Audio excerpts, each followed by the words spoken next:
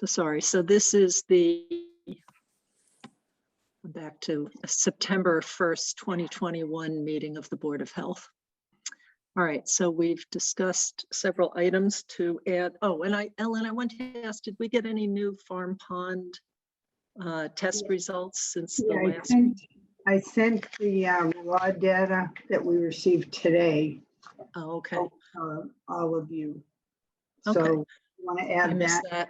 I was busy right up until this. So, all right, well, that'd be another topic. So we would have to add farm pond, West Nile virus, COVID clinic. And was that it, those three? And do we have a motion to add those three items to the agenda? So moved. Second. Darrell Beardsley, aye. Matt Beavers, aye. Lisa, I. Matt Vitale, aye. Okay, and so as people could tell, because it's a virtual meeting, we do roll call votes. Is All Rebecca right. not here? Is Rebecca not here? I haven't seen her yet, but All right, so I'll just put her as not. No vote. okay. Now I see a number of people here from who are town employees. So I'm going to guess that we should perhaps take up the town offices and town board meeting policies Sounds for good. COVID. Does that sound reasonable? Okay, so there are certainly quite a number of towns in the area that are having masking policies in town offices again, and or with visitors being masked as well. So I want to bring that up, given that we have had between 1 and 3 COVID cases a day in Sherborn for the past couple of weeks. So this is back to, I think, neck and neck with the highest that we had in the past. So I would be in favor of having masks again required. So I didn't run the, so every week I do the Dover Sherborn combined data. And I know Dover has a similar topic on an upcoming agenda. And so I looked at the Dover data today, but didn't look at separate carved out Sherborn data. If we consider the combined towns, which has got some inherent limitations, right now we're at about half of where our peak was last winter, with our case rate was at about 20 per 100,000 per day in the report last week, where our peak, I think, was 43. But certainly we're seeing a local uptick that's notable. And my impression is that the kind of current increase between Dover and Sherborn has been a little bit more Sherborn than Dover. So it's certainly possible we're kind of above that 50% mark from previous peak. I also want to add that some towns and cities in the state are now asking their town employees to, are mandating the vaccine as well. So just putting that out there. Not advocating, I'm just stating a fact. Oh, and the other thing listed here is about meetings. Do we require, recommend, encourage that any public meetings on behalf of the town remain remote by virtual, or do we want to allow in-person or hybrid meetings?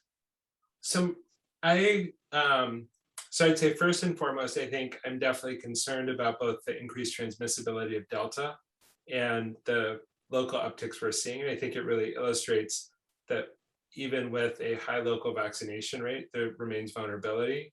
My personal position on the meetings, though, I'm not sure that I'm right, is that I think just as I wouldn't want to be compelled to return to in-person meetings, if there are boards that find that in-person meetings are the most effective, I would sort of defer to those boards in the absence of an overwhelming state mandate, given that I do think we have relatively good control. I don't feel super strongly about the indoor masking. I certainly have it at my workplace, and I think I would feel anxious if it weren't. Again, I don't know that we're certainly a low-risk community, historically relative to the state, but right now we're running right at about the state average comparing the district to the state in last week's data, for example. But it's a little tough if the state isn't doing it. I don't know that I'd be enthusiastic about extending it to private businesses. I would tend to favor it for municipal buildings, but I'd also love to hear the opinion of other municipal stakeholders who are here, because I sort of have a biased perspective in it. Yeah, I would make the observation that our participation rate has increased with the virtual meetings. It's not even close. I've been counting how many people have been attending our meetings in the virtual format versus looking at retrospectively the last couple of years in person. And there is no comparison that there is a much higher participation rate with the virtual meetings. People feel comfortable, they feel safe. And in our towns, certainly there's a lot of Wi-Fi available in the area and accessibility. So, one positive of the virtual meetings is also that we seem to have an enhanced participation, which I think is a really positive thing. And then I would ask a question. So our town offices and other, entities in the town, are they all back in the office on, any kind of full-time basis? That's a question. I don't know the answer. Does anyone? For the most part, they are. Okay. So I was in town hall this week and it was pretty full. Okay. So here's, I like Matt's idea about boards and committees having some ability to make that determination themselves. But then when it comes to, will the public, so maybe all the board or committee members could agree to have an in-person meeting, but then that forces anyone who wants to participate to show up in town hall or wherever else it might be held, police station, for a meeting. And I still feel indoor air spaces are so much different than being outdoors and elsewhere, that someone coming in, even if it's at night when the staff has gone home, that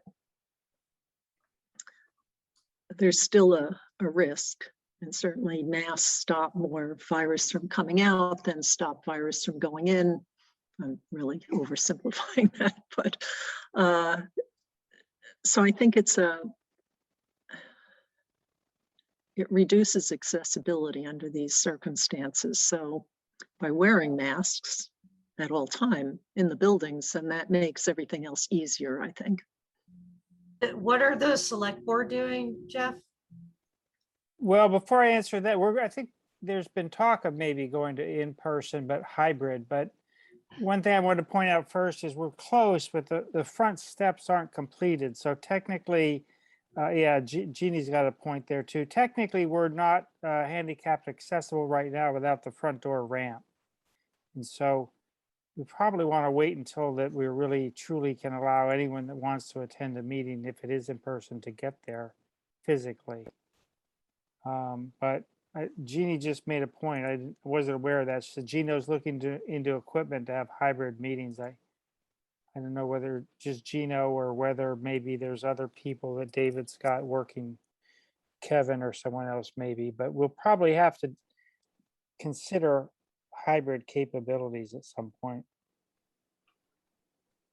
Right. Well, the planning board, I believe, is planning to have their next meeting be in person. So that's part of what prompted this, is that there was an upcoming meeting. I agree with Matt that I think we should probably leave it to boards if they think it's better, but I wouldn't, be opposed to making a recommendation that, if at all reasonable, to be remote, just given current transmission rates and, as Lisa said, the increased access. I'd also be in favor of masks in municipal buildings. I think there's justification there too, where, well, Matt said we haven't done the numbers for Sherborn, but I think we're at the rate where the CDC recommends indoor masking by everyone. And that sort of gives us a metric by which we can sort of turn that on and off. And I think at this point, it probably would make sense to mask inside. And then we could just keep watching that and always, reverse that if things drop down.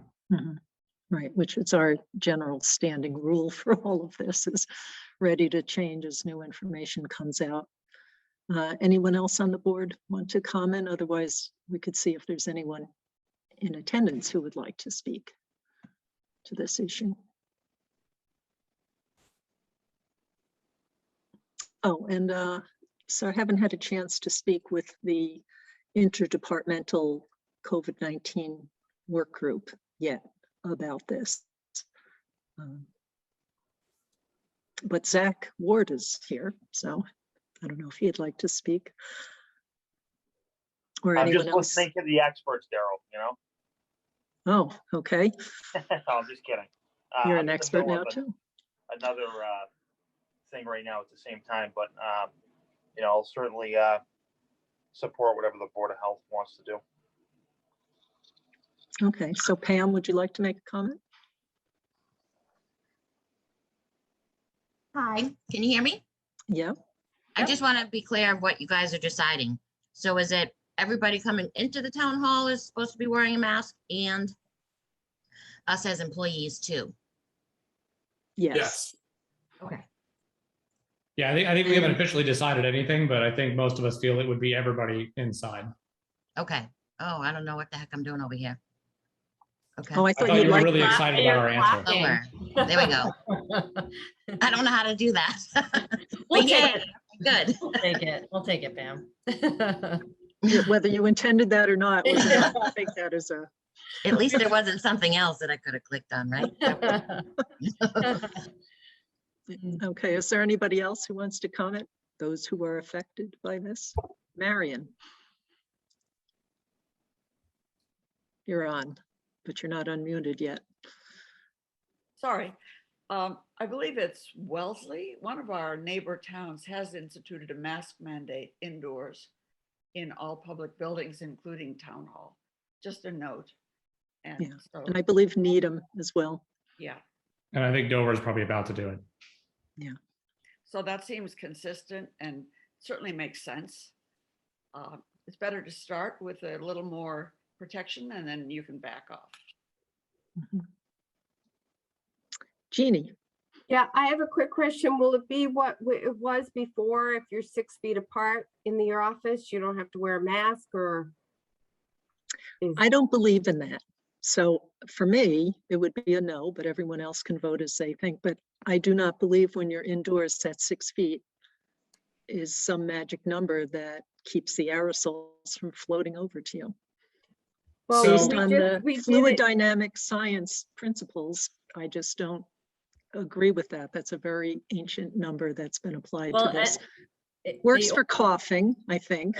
Right, Well, No, that was the origin. That was the origin. It wasn't ever intended for, you know, airborne transmission to be protective, because that's a reflection of, you know, how many air exchanges are happening with the outdoor air. And so we're all breathing, you know, the same air in a confined space. You know, so that was really the genesis of that, was much more about the droplets versus the aerosol dispersion. So I think, you know, I don't think we should have exceptions for distance. It should be either we're Well- supportive of it or not. I guess my question is that we did it during total The first- lockdown and it So was, can I, That was never our can I- recommendation. can I- People Daryl, can I did it. tackle because- this? Is it okay if I tackle it? Yep, So Jeannie, there's actually a really good article that came out of an outbreak in Marin County looking at an elementary school, which I think isn't a perfect parallel for what we're thinking about in town hall, where I suspect most of our town employees are vaccinated. Most of the people who come in are vaccinated. And in this example, what occurred was that there was an elementary school teacher who was reading within the classroom and was greater than 6 feet from the front of the classroom to the first row desks, and then I think an additional 6 feet for the second row.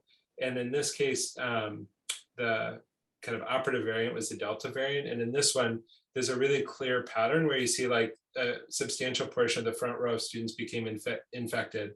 They actually did genetic testing, and so can then pair and say, you are not only infected with Delta, but it's actually the same genetic variant that came from the teacher. So it's like a genetic family tree of the COVID. And so in this case, what they saw is that with Delta, I think we're seeing more transmissibility. I think for me, it's probably somewhere in between. I think if it's an unoccupied or a solely occupied office, that's not expected to have entrance, I'm not sure that doesn't seem unreasonable, but I think if it's that we've got 2 people in an office and they're 7 feet away, I think some of the data like that, though this is a single case series, it's not it's not a trial, it's one set of observations, but I think it illustrates some of the risks and trade-offs. So I think for me, I would recommend against having it be like, if you're 7 feet apart, it's okay. But I do think if somebody is the only person in an office in a period of time where the public doesn't have access, I'm not really worried about it going under doors or through vents very much. But I And would that agree. was I think pretty that's, much our guidance the last time around. that's consistent with what we're doing at work, where we've sort of never stopped wearing masks. If you're alone in a private office, mask off is okay, but any other shared space, mask on, regardless of distance. I mean, obviously, if people need to eat, like you need to eat, but we want to have you spaced as well as possible and take your mask off and things like that. But I think unless you're alone in an office, it doesn't make sense to be unmasked. The other issue is that, so people are vaccinated, so the point of that is so that you don't get severely ill. But we're still transmitting it, which has now been, made clear that yes, we can still pass on, especially Delta, to others. And this is about stopping the spread and, of course, protecting, say, the kids under 12. I mean, so that's the group I think about a lot at the moment, is I do not want to be responsible for giving it to them. And I don't know, Matt Beavers, if you want to comment, seeing that there are children's hospitals across the US that are declaring that they're having quite a challenge these days with pediatric cases, but I don't know if that's a very tiny percent. I think overall the numbers are, I think yes, we're seeing more pediatric cases. We're seeing them mostly in areas where vaccination rates are low. I think we're not seeing a ton of them here, just like we're not seeing ICU, capacity being strapped here at all. I think a number I heard today was 40% of ICU beds are COVID in the US, but there's a huge difference, right? Like I think we're at something like 6% or something for us. Okay. So it's people are not being as sick. And I think the pediatric cases you're seeing largely in areas where there's much less vaccination. And so, but obviously it's still a concern. I think it doesn't sort of change the issue that we're seeing increased transmission, even with high vaccination rates in the community. And so I think masking still makes sense. Okay. Oh, Marion. Yeah, not this discussion, but I need to circle back just for a moment to the question of accessibility and the ramp and the entrance to town hall. just so I know, for the planning board meeting coming up on September 7th, where there's 2 public hearings, is it legal for the planning board to hold the meeting in person? Or is it not? Just so I know what to tell the planning board. My suggestion, Marion, is to see if you can book the police station. Oh, right. Can you do that? Because that would be fully accessible, and yeah, that's right. And I that think it's that not would, up to me. I just wanted to be able to report to the planning board how they should proceed. that would be a good option. I don't know that town hall steps will be finished, so that might be a good option so that it's fully ADA compliant. Yeah, good to know. Okay. I can see Sean has his hand up. Yeah, I'm glad I joined. That wasn't really a Board of Health question. No, I committed. you notice the Board of Health did not answer that question. Yeah, good answer.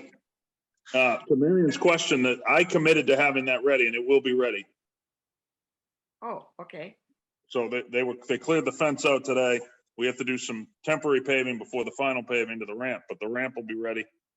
The front door will be open prior to that meeting on the 7th. So please do not ask the planning board to change that. Okay, thanks, Sean. That's good to know. And sorry for diverting the discussion. It was talked about before, so I brought it back. I was waiting in the waiting room for a while, so I don't know how many other people were in there. Jeff, you're getting demerits. Sorry, no discrimination. We were asleep at the switch. Sorry. So do we want to address the issue of masking inside with a motion? Are you offering to do that? Sure. I would move that we require masking indoors in public buildings in Sherborn by both employees and visitors until we see a reduction in community transmission rates. And Matt, that's municipal buildings, correct? Yes, yes. And And do we I have, would add, unless you are in an office alone with The the door sole closed. occupant of an office. That's a Yeah. nice way to put it. All right, do you want me to try again? and do you want to mention a threshold below, like, is there a cutoff, or if it's like less than 2% or 1%, or is that too detailed? I think the CDC defines it as substantial or high transmission, which I think they call 15 cases per 100,000 average over 2 weeks, but I'm not 100% sure on that. Matt, am I right on that number? Or we could just say consistent with CDC. I think that's probably the best thing to do. Yeah. Okay. Yeah, let's do that. because if CDC changes it, then we want Right. to pair with that as opposed Yeah. to. Okay, we'll reference them. Okay. All right, so I would move that we require masking indoors in municipal buildings by staff and visitors unless you're the sole occupant of an office, and that this will be revisited based on CDC guidelines regarding community transmission. So Second, moved. oops, seconded. Okay, any other comments? Daryl, I. Matt Beavers, aye. Lisa, I. Becca Honeywell, aye. Matt Vitale, aye. Okay, When does this begin? Will this begin effective tomorrow or Monday or? I think we need to have time to communicate it to town hall staff. Yeah. Mhm. What seems realistic? Like, to me, I'd say like, I'd give it at least a week, but I don't know what timeline's realistic. How about by next Monday? That's Be Labor Day. sensitive to the fact that it's like, we've got Thursday, then town hall's closed, then we've got Labor Day. Yeah, I would say Oh, Tuesday. it's Labor Day Monday. Ah, Tuesday seems reasonable. okay, Tuesday. And Zach, do you have any comments? Like, do you want us to hold off until the COVID work group has a chance to meet? No, I think, as far as I'm concerned, that certainly falls within the parameters of the Board of Health, and I think it ultimately is the Board of Health's decision. So, if you want to hold a meeting and have some further discussion, I'd be happy to, but it's certainly up to the board, I think. Okay, so we'll do this, but it's like everything else. We are getting new information all the time to weave into these decisions, so we could continue to do that. Pam's got a question in the text there about limited, will there be any limits to the amount of people coming into town hall? I would favor not, although it's with some ambivalence, because again, I think if our operations are largely in person and people are back in the office, I think the goal here is to say, how do we balance an appropriate desire to minimize risk with a shared desire to allow adequate public access? And I think that's kind of trying to find the sweet spot. I think the most risk averse way would be to limit public access, but I think that comes with a variety of other disruptions that I'm not totally sure are warranted with where we are right now, though that can certainly change. I would also add that I'd like to hear from town employees if things get really busy or people are no longer, the public that you're serving is no longer availing itself of the options to do things remotely, either have, such as the Board of Health has been scanning information and sending it out to people. So if people change back and you find that a burden, let us know, and then we should, it's not necessarily our call, but certainly work with the town administration on that to figure out something that works for you. And that was Pam's question. Is that okay, Pam?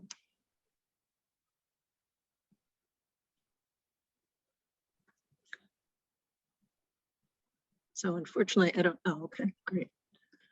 I usually can't keep up with chat when I'm trying to run the meetings. All right.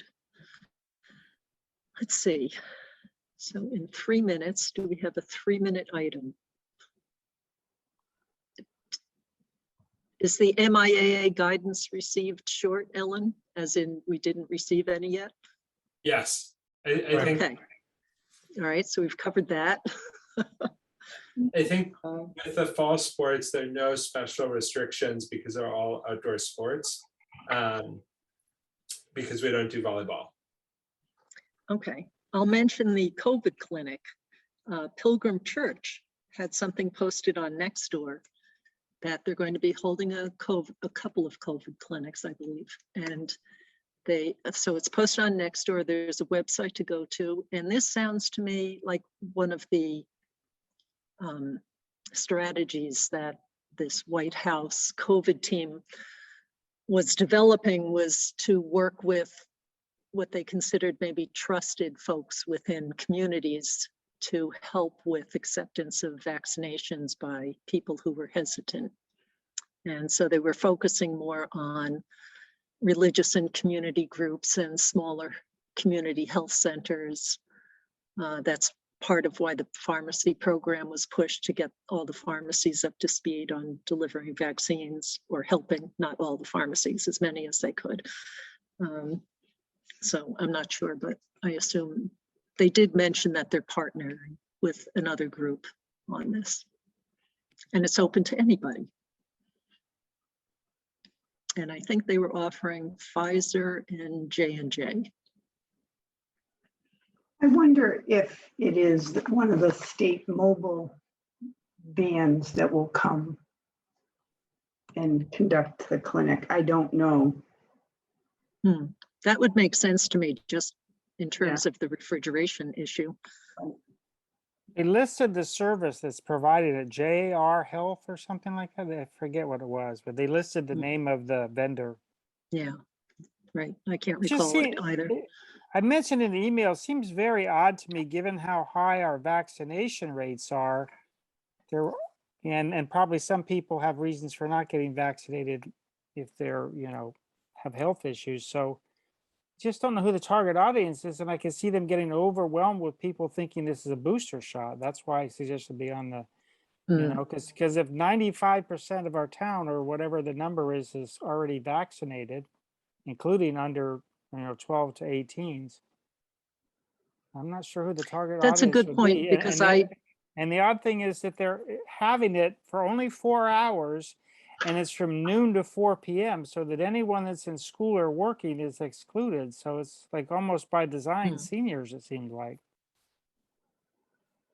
Good point on the boosters, because I read through it to make sure it wasn't boosters, as that hasn't been quite authorized yet. But you're right, people may misunderstand and think it is for Well, when there'd be boosters. no one else, because if they're noon to 4 p.m. on a weekday and at Pilgrim Church, that seems to be seniors, and we're probably, I don't know what we are, you guys could tell me, 98 or 99%. High 90s. High 90s for vaccinations. So I think they're going to run into trouble, is my guess. So not that we have to solve it for them, but it doesn't No, I seem- wondered if they also had a greater network outside of Sherborn. Just they have some member. I mean, Diane is on here. I think Diane is actually a member of Pilgrim Church. But it just seems funny to me. So we'll see what happens. Well, don't want to dissuade it though at the same time. I know. Yeah.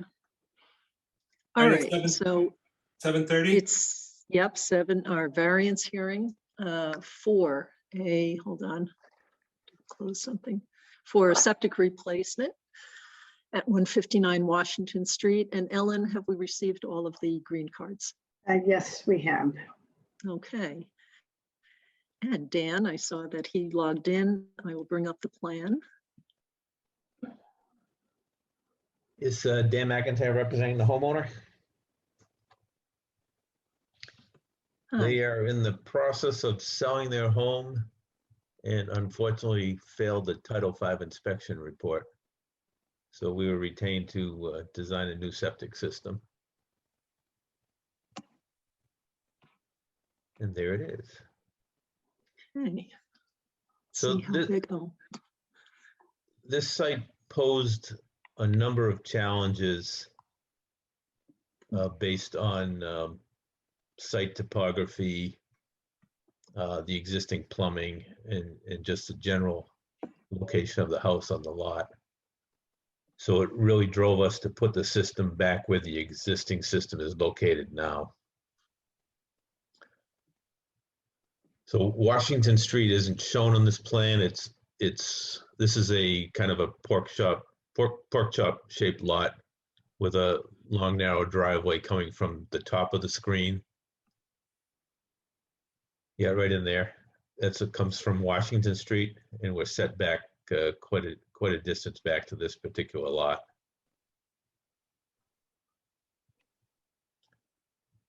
There is a locus map to the top right, Daryl, if you wanted to get a view of that. Okay.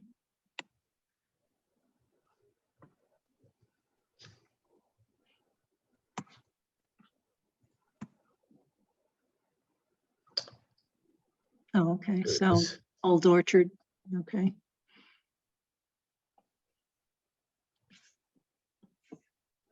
All right, go ahead, Dan. So, as I mentioned, we're going to propose to put it back in the same location as the existing septic system. The house has 2 plumbing pipes coming out of the house. And then it's a long run to a septic tank. If you follow that pipe right a little bit further, right about there is the existing septic tank. And then it pipes over to a leach field over in that area where we did the testing. Mhm. We did 3 test pits around the existing leach system to get the soils. It does have a high groundwater table, so the existing system is in the groundwater table at least parts of the year. And it did have a relatively slow perk rate. We're proposing to shift the tanks a little bit further from the house. And we're doing this because of the site topography, which it keeps the tanks from being buried too deep down into the ground. As you'll see in the minute, we'll be asking for a waiver on the 3 feet of cover over these tanks, but in this location does minimize that request as compared to the existing location or pushing it closer to the house because of the topography. We're proposing to use an alternative technology, the Elgin system, which is approved by the state to allow a reduction in groundwater by up to 2 feet, which we're also requesting in order to keep mounding to a minimum and avoid grading past the property line and additional tree removal. And Dan, you're asking anywhere from 2.4 feet, I believe, to 3.5 feet to groundwater from the Elgins. Right. It just worked out best if we at the 2.5 foot off of groundwater for all the grading and piping and tanks. Okay. Okay, And does we anyone did- have, oh, We did meet sorry, all go the ahead. setbacks to the wells, so we don't have any issues with wells. But we are asking for some waivers on the groundwater, the depth of the cover over the tanks, and then that unique Sherborn regulation about having the septic tanks within 50 feet of the building it serves. We're asking for a waiver on that. Okay, and I see that you have clean outs noted here, so that would be, We did. Our mitigating measure for that waiver request is to have actually 2 sets of cleanouts, 1 in each direction, so if there is a problem with that line, we can access it from the house side, or we have a reverse cleanout at the tank where we could access it from there as well. You actually have 3, Dan. You have one near the walk there too. yeah, Yep. that one. These, I'm missing what's by the tank, but that's okay. Take your word for it. It's right, it's that note that says reversible clean out. You'll see it on Oh, the reverse side claim. there. Yep, okay, got it. I was looking for a capital C. Okay, does anyone have questions about this? It looks like the usual constraints. I assume there wasn't really anything else on the property that indicated it would be preferable. Well, as we go to the back of the property, the well offset takes care of some of that, but the Mhm. topography goes up as we go back to the property, so it would make it even more difficult on that steeper slope to do anything. Mhm. One other And thing, Mark, do you have any? if I could mention, Oh, go ahead. right now we're proposing to replace the piping from the tank all the way back to the house. We inspected the existing tank and it's clay tile pipe coming into that tank. We don't have a good handle on where the transition is from cast iron in the house to clay tile pipe. It's generally just a few feet outside the foundation where they switched over in that day. But I believe the homeowners are having a plumber, a camera inspect it to try to figure out where the cast iron is. So if the cast iron goes further out from the house, there may be a field change to eliminate some of this piping underneath the deck. Okay, so there is a chat here Oh, yeah, I see that the homeowner says just, had it inspected. And it's cast iron goes all the way into the tank. okay. People should feel free to raise their hands because that was just luck. I looked at chat. Yeah, Kasia is the homeowner. So Okay, she's indicating that she did have that inspection done and it is cast iron. So we'll be able to eliminate some of that piping.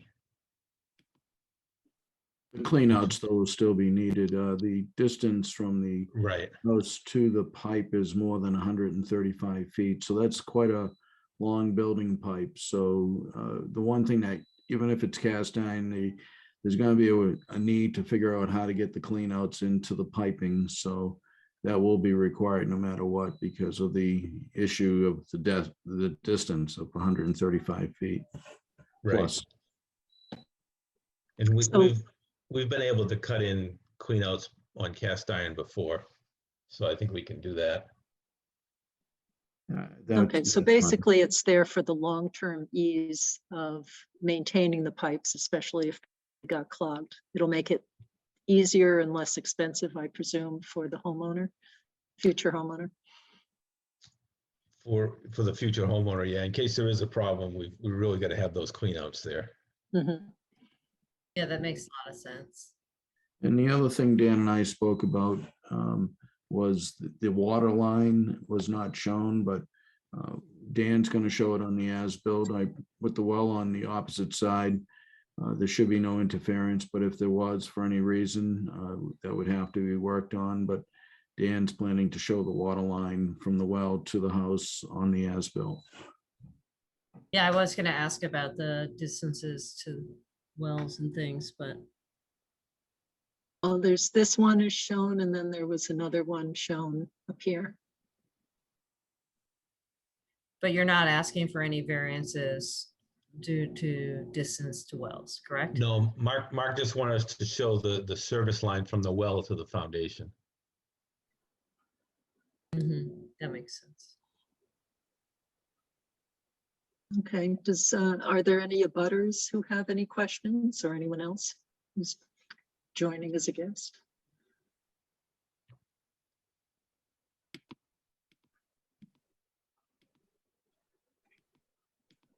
Okay. If not, then we'll move on to the variances.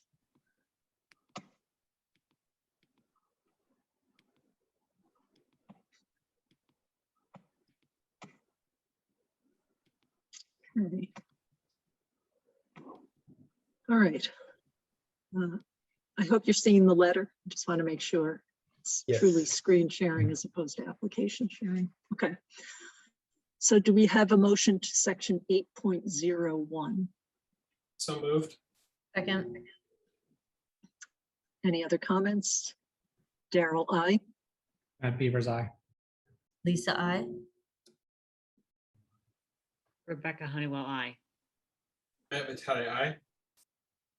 And do we have a motion to grant a variance to 8.02? So moved. Second, Seconded. Other comments? Daryl, I. Matt Beaver's eye. Lisa, I. Rebecca Honeywell, I. Matt Vitale, aye. And do we have a motion to grant a variance to 13.0.1? Quick question on this one. We discussed that they were gonna have additional cleanouts. Is that something that, you know, should be in here or no? I think it should be Okay, as because a condition. it's not right now. I'd suggest, so the- I would suggest you make that as part of your motion. For the approval of the plan? No, I'd suggest for this request that you make a condition that they have those cleanouts as shown as part of the approval of the waiver, the variance. Okay. So So condition, in addition to the 3 that are there now, you think there should be another? And can we determine how many that should be at this point? I think the 3 is sufficient. I would just suggest to the board that when you make this motion, just note that the cleanouts are required as shown as Oh, part of the okay. motion. Okay. All right, so then the motion would be, do we have a motion to grant a variance to 13.0.1, provided that the cleanouts as shown on the plan are installed? so moved. Second. Daryl, I. Matt Beaver's eye. Lisa, I. Rebecca Honeywell, I. Matt Vitale, aye. Okay. And then do we have a motion to grant a variance to 15.4051B? So moved. Seconded. So this is interesting because we've been seeing this in a few things lately with topography creating issues with depth to tanks and some other aspects of the Yeah, we just actually systems. had this happen on a tank installation at 92 Lake Street today. And what the installers are doing now, they put in the risers, but to make it easier for the pumpers, especially if there's an effluent filter, they're putting in a bar to the top of the riser so they can easily lift the effluent filter out and not have to go into the risers in any way. So they are Oh, that's thinking it good. out. It's unfortunate, but some landscapes just don't allow for the tank to be within 3 feet. Mhm. And I would assume that the McIntyre amendment helps with the resilience of those tanks being buried deeper. All right, are we ready to vote? Okay, Daryl, I. Matt Beaver's eye. Lisa, I. Rebecca Honeywell, I. Matt Vitale, aye. And do we have a motion to grant a variance to 15.4051H? So moved. Seconded. Other comments? Daryl, I. Matt Beaver's eye. Lisa, I. Rebecca Honeywell, I. Matt Vitale, aye. And lastly, do we have a motion to grant a variance to 15.4051J? So moved. Seconded. And so I'm assuming that this has the usual gaskets around the piping into the tank in the plan. Is that correct?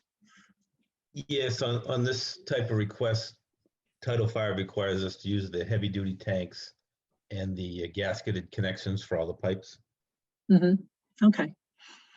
So we don't need to include that here. All right, so Daryl, I. Matt Beavers, aye. Lisa, I. Rebecca Honeywell, I. Matt Bataille, aye. Okay, so I'll close the hearing. And are the plans ready for approval, Mark? Yes, they are conditional to deed recordings, both for the garbage grinder and for the IA Tech Innovative Alternative Technology being utilized. And as noted, the as-built reflecting the water line. Okay, so do we have a motion to that effect? So moved. Seconded. Daryl, I. Matt Beavers, aye. Lisa, I. Rebecca Honeywell, I. Matt Bataille, aye. Okay. Any other questions, Dan? No, thank you very much. All right, thank you. Okay. So in 1 minute, we will have the variance hearing for a septic replacement at 25 Rockwood. And Ellen, did we get all the green cards? Yes. Okay. So I'm just going to get the files ready because we have maybe half a minute to go.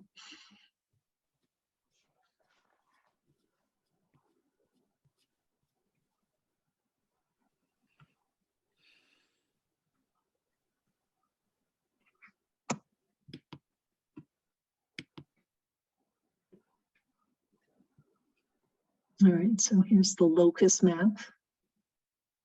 And you'll have to notice that north is not pointing up.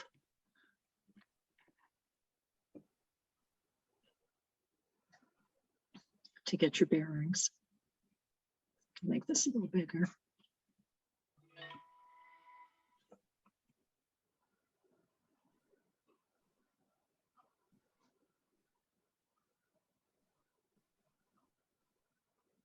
Okay, so I will open the hearing, noting that it's 7:50, and I noticed that Rob, I believe you're logged on. Yes, thank you. Okay, yes, if you'd like to explain the Sure. reasoning for the variance request. Yep. So Rob Truax of GLM Engineering Consultants. So this site's located at 25 Rockwood Street in Sherborn. So the site's just over 4 acres in size. It's a pretty large site. However, it does have some site constraints in order to get a septic on it. We don't show the slopes, but Rockwood Street and the house, there's a pretty considerable amount of elevation difference from the house down to Rockwood Street. The driveway's running up at about 16% or greater. The area to the back of the lot goes up slightly in grade. However, the wells are in the back of the property. They kind of cut off a lot of the use of that land back there. And also there seems to have been some rock outcroppings up in the back, very far end of the site. As you can see, the existing septic system is located partially within the proposed. It's on the back side of the house now. It is a gravity system. We did find a high water table in the area. We found modeling. We had a very slow perk rate, and that is one of the variances we're requesting. So we got a 90 rate, which is the slowest you can use for an upgrade in a situation like this. So we're proposing to put the system out in the back of the house. It's actually in the back, partially in the backyard, partially in the garden area. And we will be pumping. We are coming out, picking up the existing pipe as it comes out of the house. We'll put a pump further out from the existing tank, put in a new tank, 1,500 gallon tank with a 1,000 gallon pump chamber. We meet all the setbacks to the existing wells in the area, our wells as well as the neighboring well. So we are proposing the Elgin drain system. So we are looking for the relief to the groundwater depths. We are looking for relief to the 5 feet of naturally occurring soil above the groundwater, which is your local bylaw. And we are looking for relief on the percolation test in the area. We didn't really have, like I said, it's a difficult site, even though it's a large site. There are some constraints with slopes, ledge outcrops, etc. So this did appear to be the only area we could work within. So we did kind of go back in the same location as the existing system. it's not bounded up very much. The groundwater, I don't recall it off the top of my head. I think it was around 32 inches to 3 feet. So the system is a low profile system, so we're able to keep the grading to a minimum throughout the area over there. There's a little bit of a mound, but it's not excessive. With that, I think that's pretty much a quick overview. Site access will be up the driveway around the house. So they do have access to get around the backyard there to install the system. I think that's pretty much an overview. Okay, I did have a question. I mean, 90 minutes an inch is really slow Yeah. and tight soils. And then the issue with those is that they can hold moisture better, which means that you don't get the drying out dynamic in the soils that then help to kill off bacteria and viruses. So are you maximizing the distance to groundwater within reason? As opposed to just I using think the we 2 are. foot minimum? Well, the interesting thing about the 90 rate was we had a 9 rate as well. So Oh.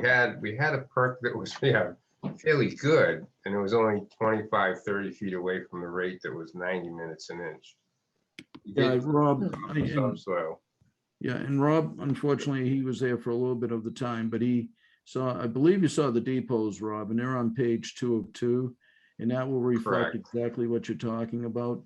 We had sand in the C1 layer on, there they are, right on the Yeah. top arrow. I don't know if you can enlarge it, but you'll see that a good portion of it was sand at that 9 rate. And then you had the sandy loam, and in depot 20-1, you had quite a bit of sandy loam. Depot 20-2, the sandy loam didn't show up till the 4 foot level. And then you had 7 feet until you get to the sandy loam on depot 3. So it is a mix, but the sandy loam, unfortunately, is the predominant soil that has to be considered for the system. So that's why the 90 rate was considered for the design. If that Okay. helps, Rob. Is that pretty much what you see, Correct. Rob? So Yes, it, it is. No, that's absolutely correct. so it kind of goes to like the worst, perk rate. That's what it's designed to. Yes, and that's correct. That's correct. Okay, all right, I feel better about that somewhat. Any sense about what portion of the system is 90? Quarter, half, Well, or impossible to say? It's hard to say. Yeah. Trying to see where we were. So it's probably, if you look at test pits 2 and 3, 20-2 and 20-3, they're right in the middle of the system there. And then that 20-1 is further down towards Oh, is the end this of the system, 21? heading towards the street. Okay, So the better material was up around the garden area and the shed.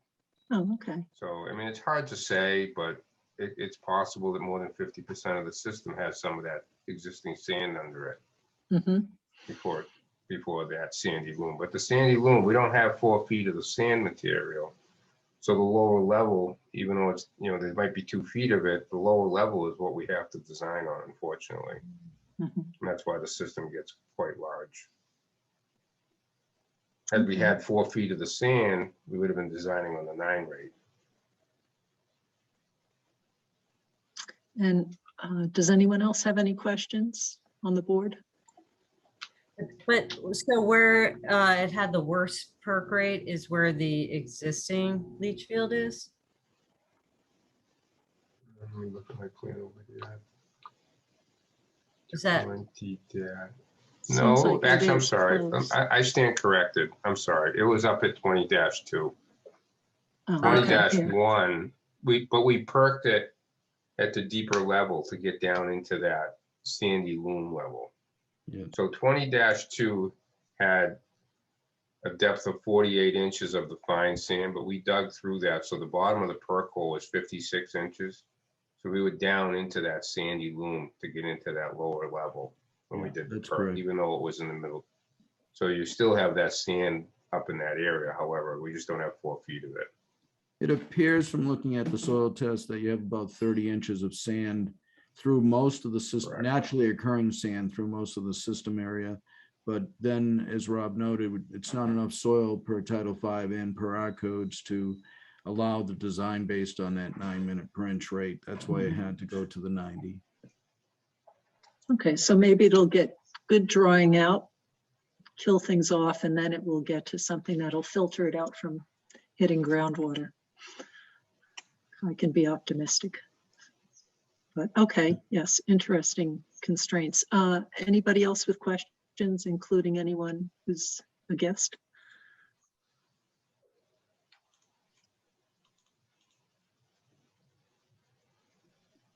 I'm not looking at.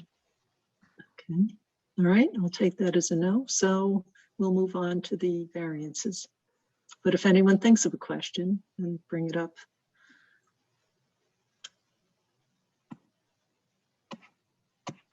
Okay.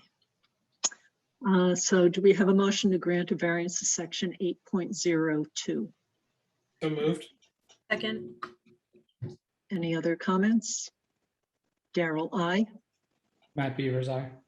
Lisa, I. Rebecca Honeywell, I. Matt Vitale, aye. Do we have a motion to grant a variance to section 8.01?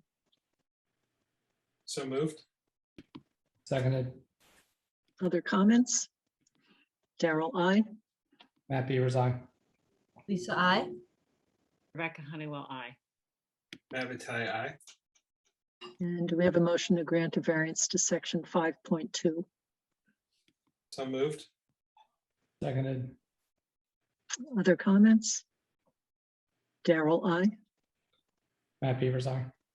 Lisa, I. Rebecca Honeywell, I. Matt Vitale, aye. Okay, and then just to let you know, Rob, the statement number 4, any other variance not listed, which may be necessary, you can leave that off of future variance requests. You don't like because, that? no, it turns out Mass DEP feels very strongly about a butter notification and not bringing up another variance at the meeting. So Oh, okay. just to let you know, I know it had been used in the past. I don't think we ever invoked it for anything, but it was on lots of other people's applications. But just to let you know, it's it would end up leading to another variance hearing, or keeping the hearing open, having to re-notify people something. There'd be extra work in that. Gotcha. That's fine. Okay, I get it. I just thought I'd let you know, because in case. No. you Yeah, we thought had it on previous over the years. I remember we Yeah. just ran into that years ago, and I really haven't seen it come up. I can't Right. recall the last time we've had an issue with that's come up. Yes, we're lucky it hasn't, we haven't hit that, but if we did, it would be very painful to think you'd be done on that night. So, okay, so I'll close the hearing, and Mark, are the plans ready for approval? Yes, I did speak to Rob's designer, Chris Gaborio, and he has added the distance from the wells to the septic. So that was the key issue. As to be fair, from the other hearing, I do like to see the water line to the house, just to make sure there's no interference with any of the septic piping or leaching. Well, it wouldn't interfere with the leaching field, but so I will ask the same thing, that be shown on the as-built. And Rob, can you confirm the groundwater at the tanks are greater than 12 inches below? Because that was the other question. Yes, we can confirm that. That's fine. I feel the same way. You could extrapolate. Groundwater was 40 inches. Yeah. So if you extrapolate, you should be fine there too. But those were the issues that were discussed. And outside of that, I'll let you. Did you close the hearing yet, Daryl? No. Oh, Okay, I'll yes, let I you do closed that. the hearing, but Okay. not I the would approval. I would recommend approval of the plan conditional to the deed recordings for both the garbage grinder as well as for the innovative alternative technology being utilized. Okay, and then for the water line and any other notations on the plan, you'll work Yeah. that out And as on noted, the yes. as-built? Yes, I'm sorry, I should have added that. And as noted for the water lines and the depth of groundwater at the septic tanks. Thank you. Okay. All right, do we have a motion to that effect? So moved. Second, Any other comments? Either board or anybody else? Okay, Daryl, aye. Matt Beavers, aye. Lisa, I. Rebecca Honeywell, I. Navitei, aye. Okay, and if you need the deed recording language, Ellen, you'll be sending that out, or? Okay, Yeah, want to send it to me, Ellen? We'll do the recording. Yeah. What, for both the Okay. garbage finder and the IO technology? Yeah, I always Yeah, send send, them to us. I always We'll- send we'll- it to we'll the get- homeowner and the engineer, so you'll get the same thing. Okay, perfect. Thank you. okay, and before you go, maybe let's take 35 Great Sure. Rock. Sure. Okay, let's see what I have for that.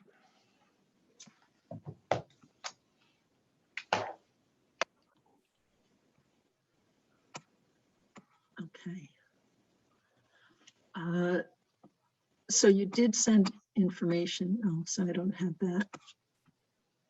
Okay, I All know right, what you I said. did, don't you need to put did it up. send back a comment that you didn't think it was appropriate to update the past plans. Correct. Now, part of the reason this was identified in two ways. One was also that GLM plans submitted just several years before the one that showed the 100 feet showed a different number. Is there any way to resolve those differences? I don't know why it showed it different. I think he moved the system when he did it again a couple of years later, but some of the issues were the survey was older and done by, actually, I hate to say it, but it was GLM prior to us owning it. It was the old GLM. And it was, Oh, okay, so it's to the not best a, of their knowledge, anyway, when they did the survey, I'm sure, I wasn't there, obviously, but I'm sure the surveyors used whatever they had to the best of their ability to identify the well. It was one of those wells that was covered over and you couldn't see it on the surface, from what I understand. And I'm sure someone pointed it out to them, and that was the best of their ability. Joyce and I talked it over, and we had a conversation with another person we know that's been in a situation like this.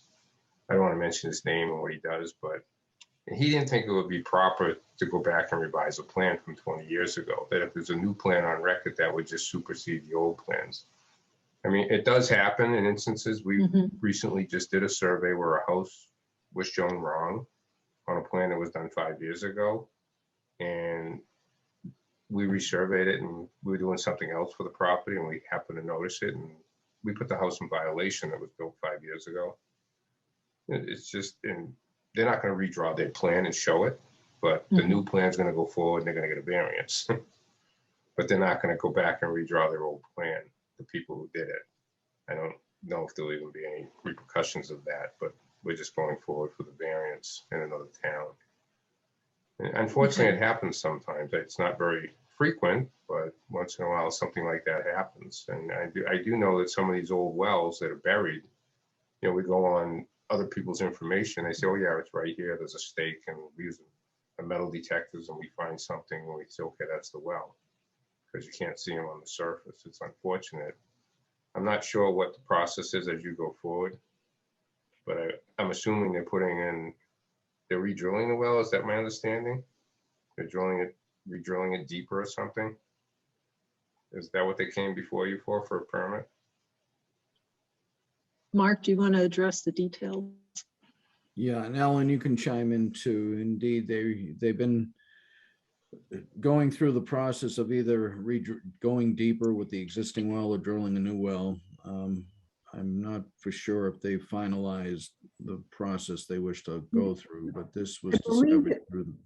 Go ahead, I Ellen. believe it was approved. Was it? Okay, I conditional couldn't remember. recording, Okay, But we don't have the deed recording yet. okay, so it has been approved to drill it deeper.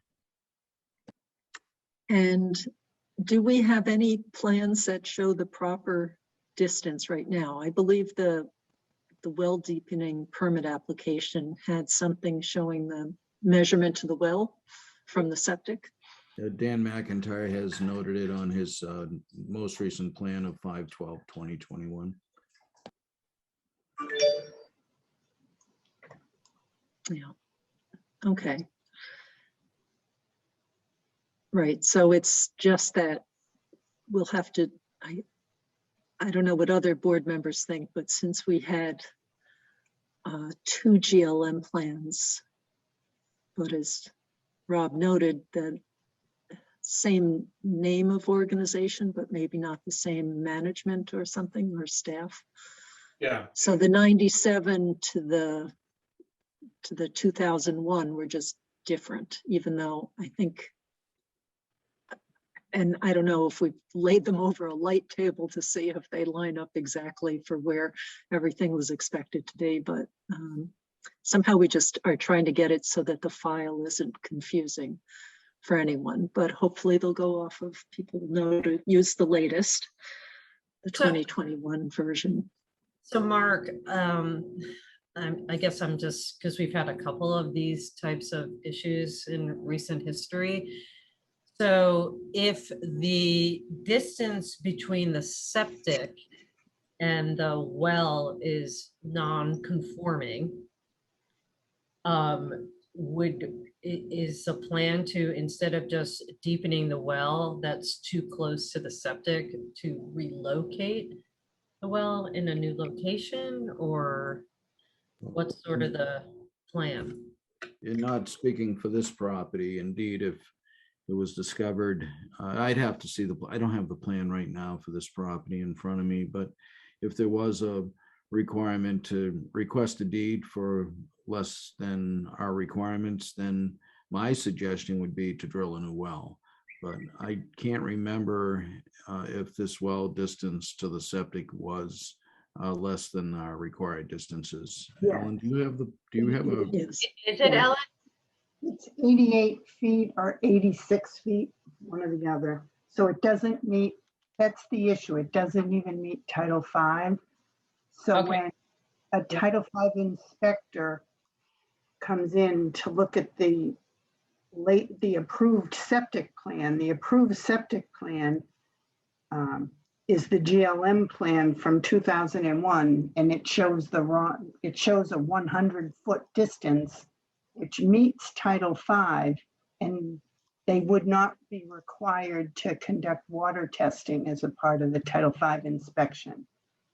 That's That correct. was the reason for the deed recording, but the new owners have not yet filed the deed recording. So there's. Okay, so I mean, I guess, and I think Dan's still on. So, I mean, is it feasible to just simply drill, instead of deepening the existing well, which is non-conforming and is, going to require deed restrictions and testings, et cetera? Is it not feasible to alter the plan and put the well in a new location? Yes, but yeah, we already voted on this. Yeah, this was discussed at the meeting when the well deepening permit was approved. And if Dan is still on, he can probably confirm it, but. Yes, we did ask for the variance because of the cost involved in drilling an entirely new well versus kind of fixing up this well. The new owners had the well inspected by a well company as part of the transaction. Mhm. And the report was that the quantity was a little bit less than desirable. So the new homeowners were concerned that they may have a dry well during peak usage. Mm-hmm. So the plan was to deepen that well. In order to get a permit to do that, we needed to prepare a plan that showed the well locations. Mm-hmm. And when we did that, we discovered this discrepancy. Right. And the homeowner wanted to ask for the variance just to try to save them the cost of drilling a new well, 10 feet away. And if I recall, they had the well tested quality-wise The beforehand. quality was good too, yes. No nitrate issues. Okay. So, but it does require the deed recording that it's non-conforming. And that also means that before transfer of the land, part of the Title V inspection has to include water quality testing. So that's what we want to make sure was clear Right. too for So moving I'll forward. talk to those homeowners to see why they haven't recorded that yet. But I think, I recall the concern being that, 5-10 years from now, when a Title V inspector comes to do a file search, they may not see the well plan and they'll just take the as-built plan and say everything's fine. But Right. wouldn't they have to consult the deed, which will have the notation on the deed recording? I mean, wouldn't they look at? I don't think Title V inspectors go into that much detail as to do a title search. So maybe, Ellen, we need to make sure that the something is attached to the plan saying Yeah. must be viewed, the 2001 must be viewed in concert with the 2020 plan. Well, on a Title V inspector, I'm just going to add, is required to look through our files. So we should make sure that deed recording is kept on our files so they catch it then. Is there any way that we could put that right on the well location plan, like that you need to review in concert with the, either the deed recording or something? Like, I think that, I'm just trying to be like belt and suspenders here so that things don't fall through the cracks. The plan has already been approved, so. No, I get that, but we can't add an additional notation, Ellen? Is that what you're saying? Well, I can't add an additional note. I mean, I could staple the required deed recording language or a copy of the filed deed recording if they ever do it. Well, they have to do it. I mean, that's a requirement. It's not an option, correct? It is, but they. And I agree. Oh, sorry, go ahead.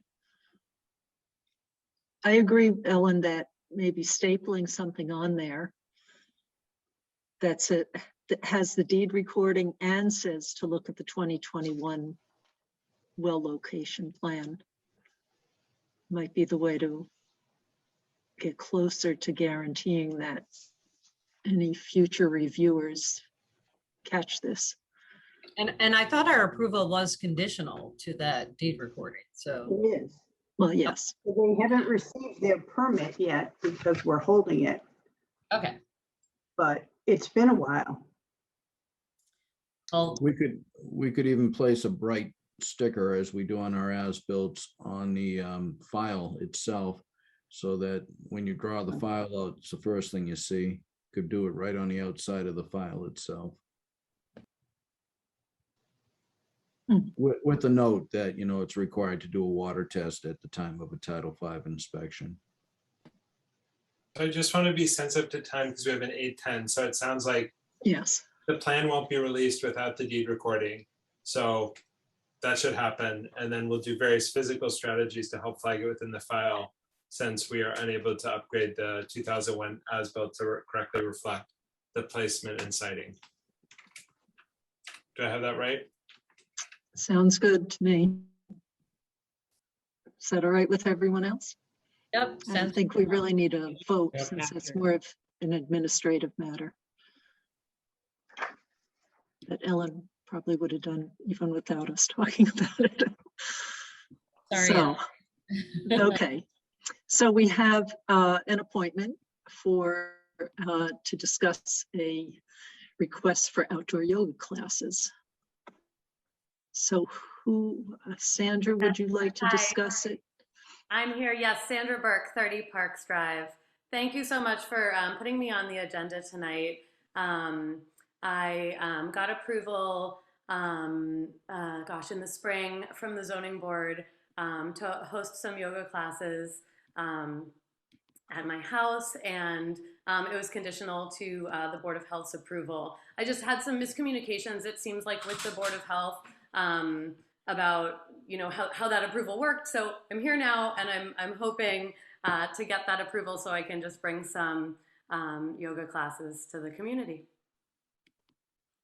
Okay, and I think, Mark, were you able to identify if there's any kind of septic capacity accommodations that have to be made in association with yoga classes?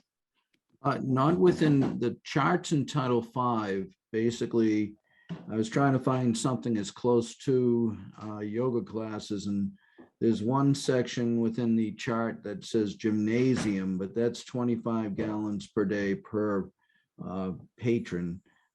There's another one, place of worship. I know it's not a place of worship, but that's 3 gallons per day per seat.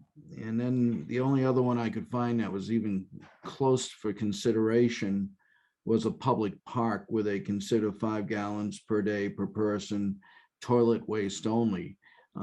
Outside of that, what they guide you to do is to try to go to a similar facility and get a water reading to review to determine gallons per day. And that would mean finding a similar facility with a water meter, and then they have you take 200% of that to determine the gallons per day. Mm-hmm.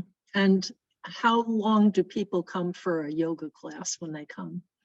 So the yoga classes are limited by the zoning board to 3 classes a week, 8 clients max at a time, and the classes are 50 minutes long. And these are outside, you said, correct? They are not specifically outside. Oh, okay. So they could be outside or inside. Correct. And that is the intent to serve bottled water, not tap water? Correct. The intent is to serve bottled water. Just so the board knows, back in November, it's in our November 4th minutes, I believe, in 2020, the board did review a preliminary building application for this property. And there was some review of the house itself as well as the gallons per day. And the house is a 5-bedroom with a 5-bedroom house, as indicated by floor plans and room count. Following the review of the board, it was the consensus of the board that the workout space and the detached garage would be allowed, provided there's no plumbing included. So there would be no plumbing in there, but it was considered for home use. And that's what the board was going on. It was based on a home gym, basically. So that was back in November of 2020, that it was reviewed as a home gym workout space. Okay, right, without additional people coming onto Correct. the It was property. personal use on the property, the family use on the property. Mm-hmm. And so Mark, your point with the 5-bedroom system is that there was like 0 gallons to spare in the existing system. Am I inferring that right, or am I off base? No, that's correct. In fact, we were wondering if they could do this. It was, I guess, an old garage they wanted to convert and didn't know if they had the capacity, but I believe this was the 11th room, and we gave them the consensus to go forward to make that home gym. And so it's really the question, like for residential use, the septic system totally passes muster. That can be a finished space, it's okay. It's really the question of, from a flow standpoint from Title V, which is what says, hey, it's a 5-bedroom system, it's 550 gallons per day. Do any of those rules apply that would require a change to it? I guess my other question, Mark, is if, and again, Sandra, I don't mean to paint into the corner, but just to understand what our options are. If, is there a requirement that access to a restroom be provided? And if there is not, and there is no access to a restroom, is it feasible or permissible to use a 0 flow count? If we say this is a private residence, we don't have access to a bathroom. And also, Mark, when you're considering that, the fact that it's 3 hours a week. Yeah. I mean, it's not consistent, she's not running these classes 8 hours a day, 5 days a week. So this is exceedingly sporadic use. It's not like a spa or, a hairdresser Exactly. gym. Yeah. Well, and the consideration here too is that no plumbing was allowed in the yoga room Right. for the family rooms, so there's no plumbing in there. So it really is a matter of trying to determine if plumbing is needed, and that I'm not for sure if yoga is approved by the State Board of Beauticians or someone else. I know if this was a massage therapist facility, they would be required to have a bathroom, but I'm not for sure about yoga. I never dealt with any state agencies that approve yoga facilities. I would ask Sandra maybe if she has to be registered through a state agency, and does she require a bathroom? I mean, I'm certainly a certified yoga instructor amongst other certifications for fitness. And, you know, in terms of requirements for a bathroom, not to my knowledge.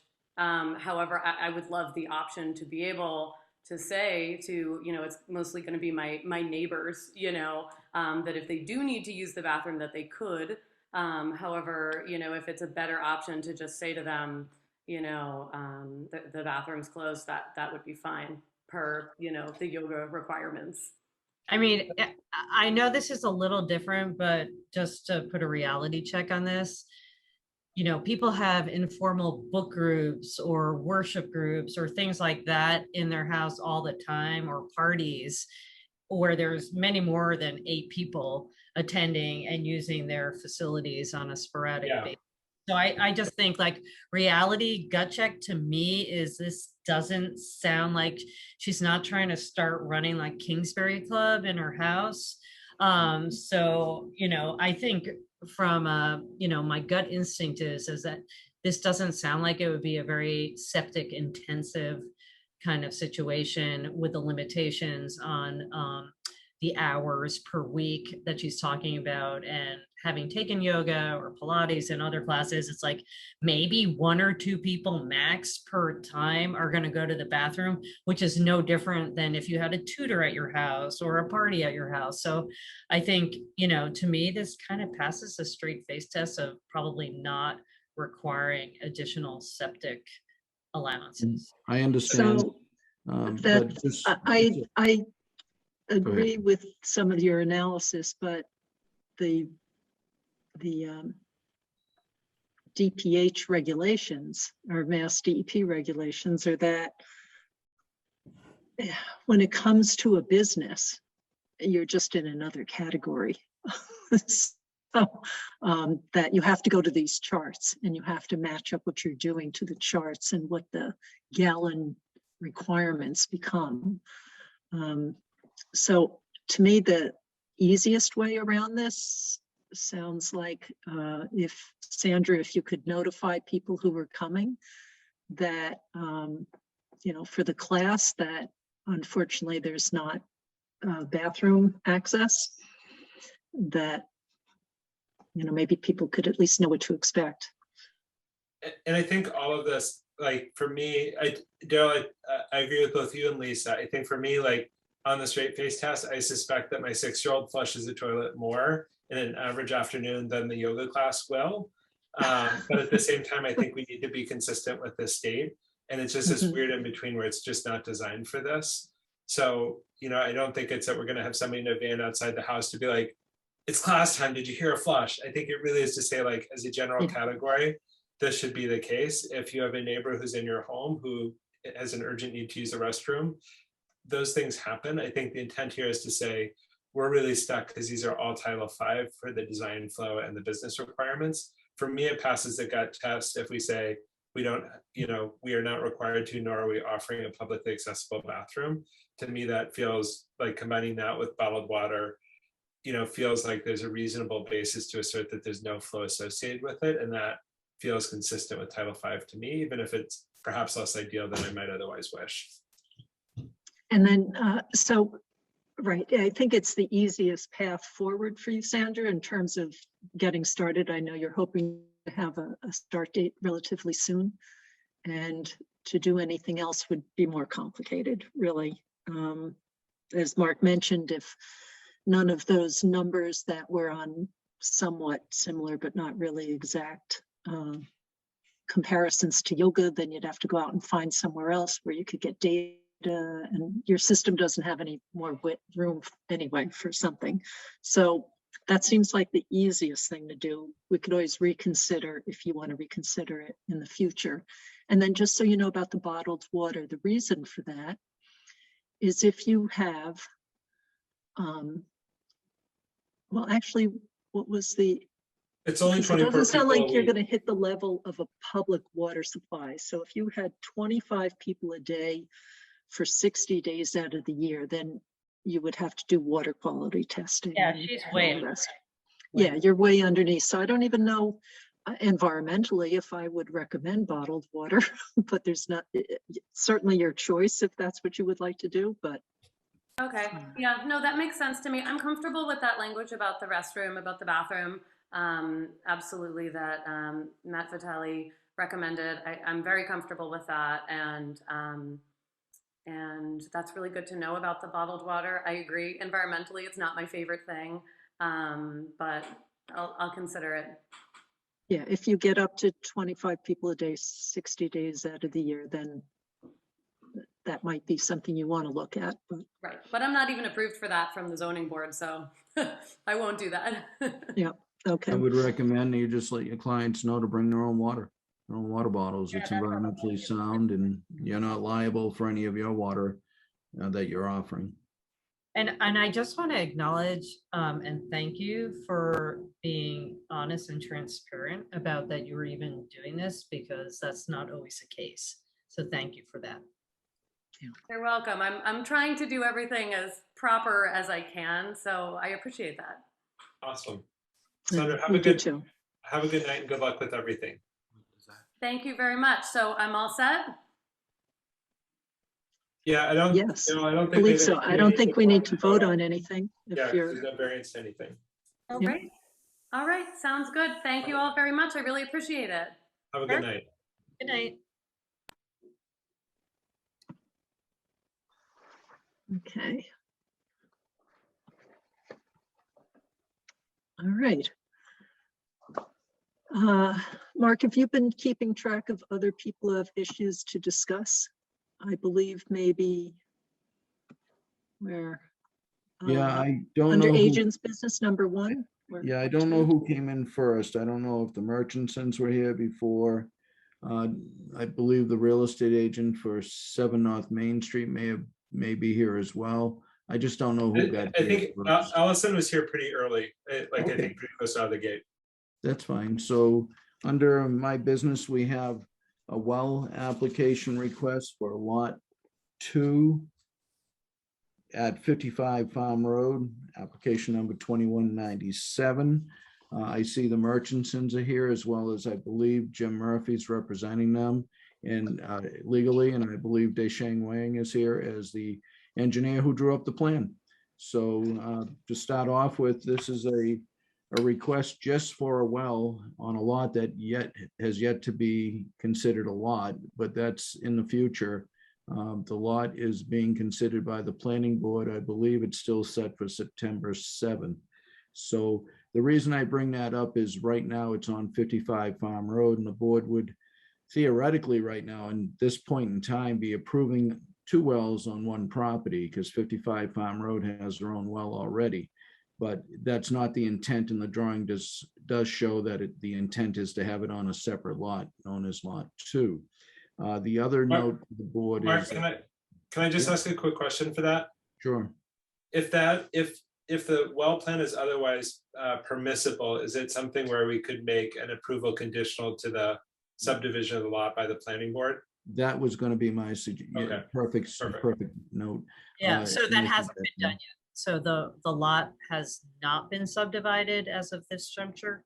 As of now, but I believe next Wednesday or Tuesday, they will be reviewing that. So if the lot does get approved as an action not required lot by the planning board, then it will be its own entity and its own lot.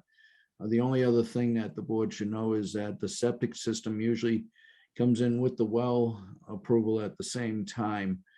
There's no requirement for it, but this is different and unique in that respect, that we don't usually just see the well request prior to showing both the septic approval and the well approval. But I can say they've been out doing soil testing So I believe they may feel comfortable to submit the well at this time only. So that was the other note I wanted to make, but I see Deschang there, and he looks like he's in a beautiful location somewhere, but I don't know if you would want the engineer to present as well. Can I just ask a question before? I just want to make sure I understand this. So at this juncture in time, this lot is not subdivided. There is not a approved building plan for a second building residence on this, and nor has there been a septic plan submitted yet, correct? That is correct, Lisa.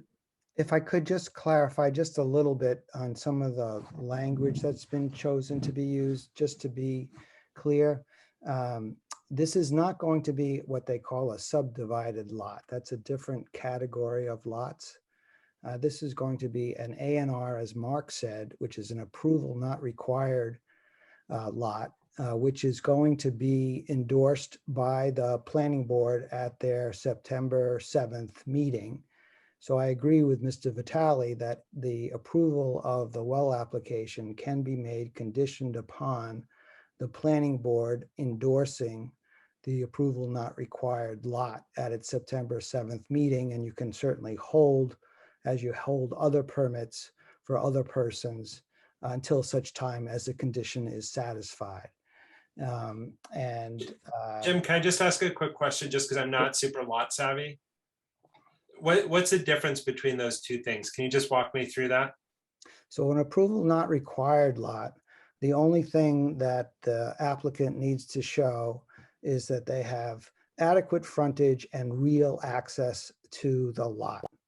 A subdivision lot is typically involved when you have to create a new road and create new frontage for each of the lots that would be on that new road. So an approval not required does not have to go through the same stringent requirements for a new road and any planning board requirements related to a new road, because it already has frontage on an existing road. And that existing road in this situation happens to be a public way, but it's permissible for an approval not required lot to also, if it has adequate frontage on a private way, but that doesn't apply here, but you take me down into the weeds on some of that. No worry.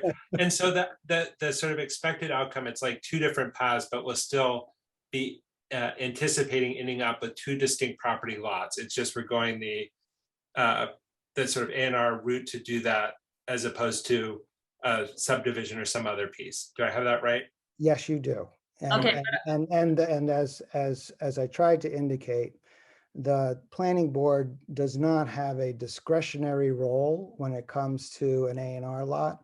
If in fact the lot has adequate frontage and adequate access, real access. In other words, if the edge of this was on a cliff, then they don't have to endorse it. But if it has real access and adequate frontage, the planning board does not have any discretion in evaluating it. They just have an obligation to endorse.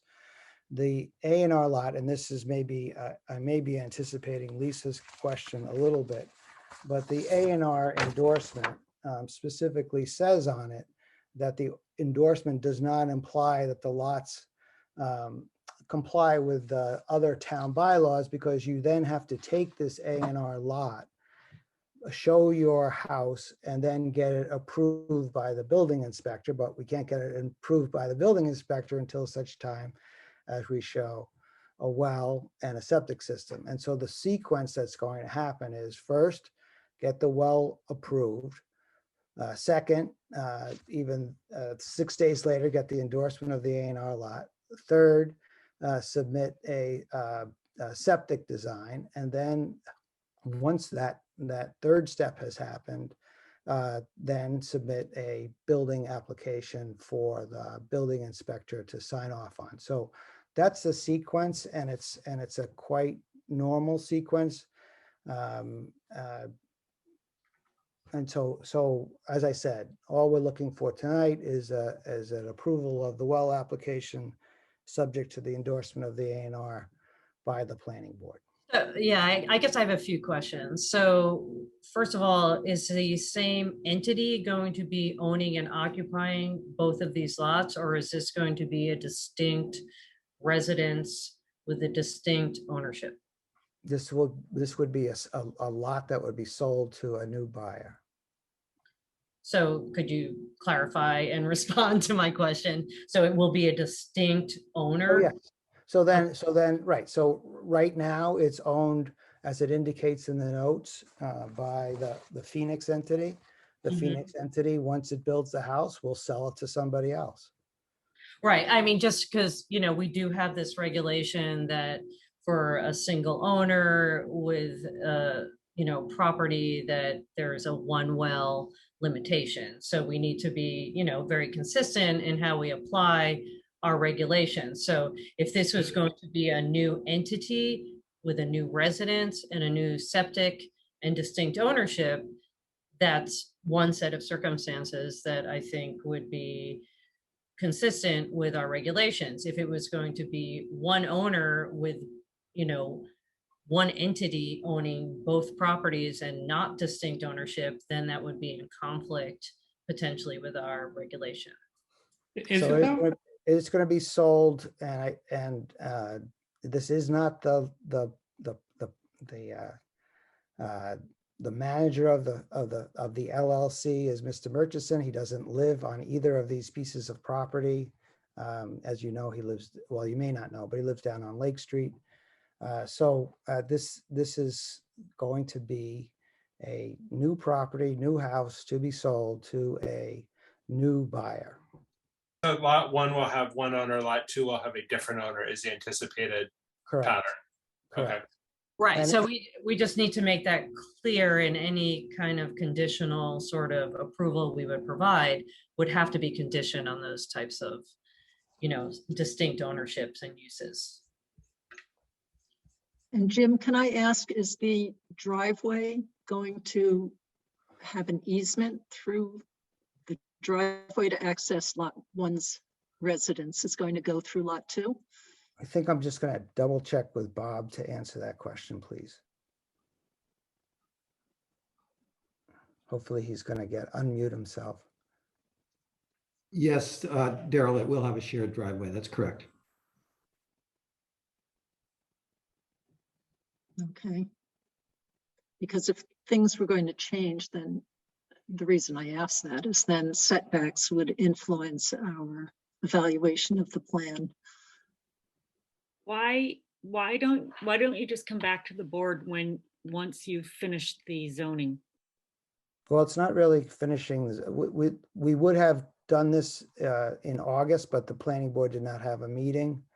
And so, I don't think there's any good reason not to do it conditioned upon something that happens 6 days later, rather than have us come back and have all the people have to come back again for a very straightforward well application, which meets all the other requirements and for which no variances are being requested. Yeah, it's very straightforward though. And this process is probably going to take a long time. So why don't you just come back to the board when you're ready? Well, we are. I mean, I don't. We're ready right now, and Yeah. My 2 cents is like, for me, I think the parts I'm concerned about are much less like, I think we can make it conditional to these being 2 distinct lots and conditional to like, this is the actual plan. I think the things I'd want to flag are to Mark's earlier point that the septics, we sort of have a possible septic location. I would anticipate that the septics need to meet the well setback, and the fact that we're sequentially approving a well or discussing the approval of a well first would certainly not change the fact that the septics would need to satisfy the siting requirements that exist for new construction here, and would want to make sure that that's kind of mutually understood. It's also clear just how tight this property is in terms of there's lots of wells in a pretty tight area. And so you can see like the siting of this well substantially affects both of those properties. So like lot 2 has very little wiggle room in terms of where it can site its septic. And so we'd want to make sure it's clear that like, this is not, oh, we've got an existing well, we had that approved, and then it's only 110 feet from the well. Can we get a variance? I would anticipate that the answer to that would be no, which is why I think most applicants would submit both jointly. But I certainly if it's not a requirement, I don't know that we can impose that as a requirement now, but would want to be transparent about that risk. Right, and Yeah, I make think sure, you're definitely being transparent about it, and so are we. I think, as you said, it's a tight site. This is like the one, I think there's like a 3-foot window over here where we can put the well.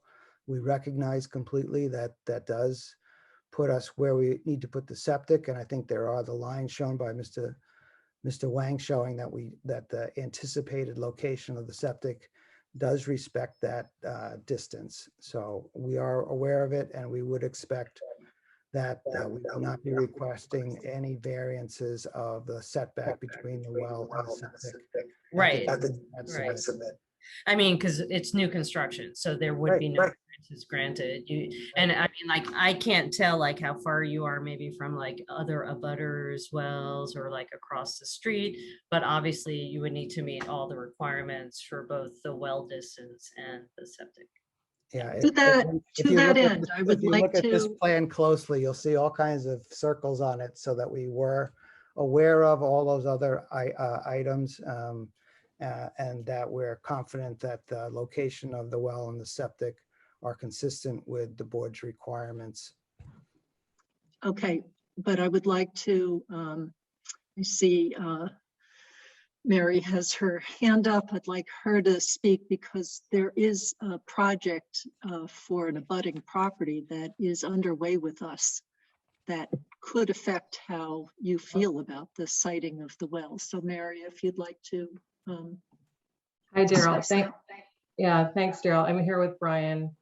So we currently have an application in to do a replacement septic.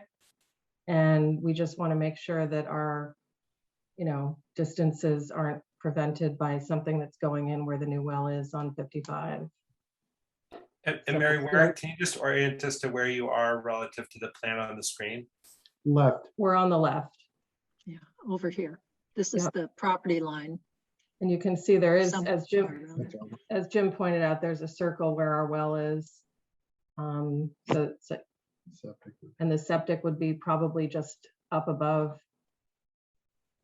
where the navigation sign is, just to the lower right of the navigation sign there. So I don't know if Dan McIntyre is here tonight or not, but he stopped by and we talked about this, and we appreciate obviously the opportunity to voice our concerns in front of the board.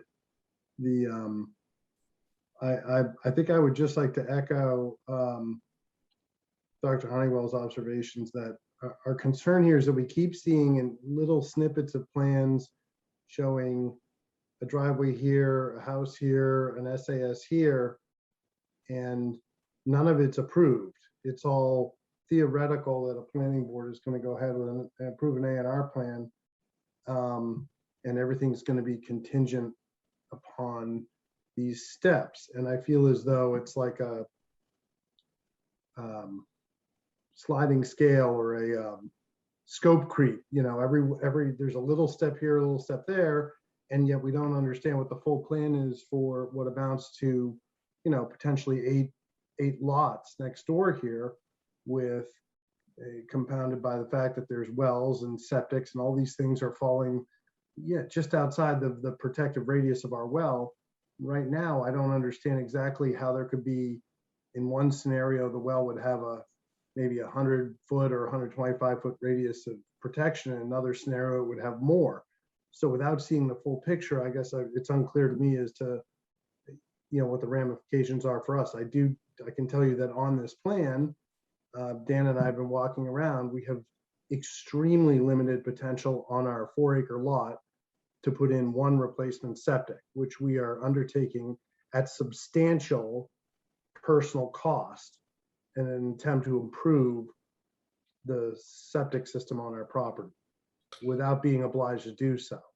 And the fact that we might be limited in that development by wells that are going in willy-nilly next door is just, it's tough for us to swallow without understanding what the full picture is. And that's why I would prefer that the board wait until the planning board gets the full picture for the development. That's all. I just want to pause before there's other comments, and I'd like to ask a clarifying question. And I think I'm not sure if this is for Mark or for Dan. I do not recall having a provisional well or an approved well plan that was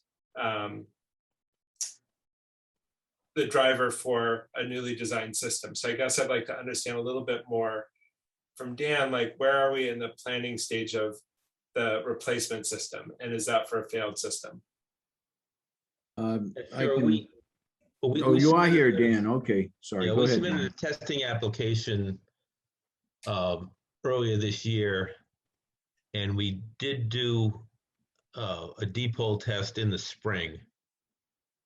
And I think we would probably be complete by now with an approved plan if it weren't for the fact that the groundwater was so high and we couldn't do any percolation testing. And unfortunately, this summer has been very unusual in that respect, and we haven't been able to do perk tests yet. But this particular site has a number of constraints with respect to the high groundwater table and the wetlands. So as Brian mentioned, we have very little area to work with, and we're trying to keep as much flexibility as possible. So when we do get that percolation test, we can put a system somewhere on that property. And so I guess for me, and I'd welcome inputs for others from the board, I sort of feel two tensions. One is that I would say I too am frustrated at the sort of incremental approach, but rules are rules. And if this is within the rules, I think it's allowed. I think that for me, I worry a little bit about, like, I think for us, the requirement is to say there need to be 2 lots for the well as described. If the well is otherwise compliant, I don't know that it's reasonable to say, hey, this has to wait for the planning board in 6 days because there'll be very new data, because it doesn't sound like there will be. It sounds like there'll be exactly the same data that's presented to us.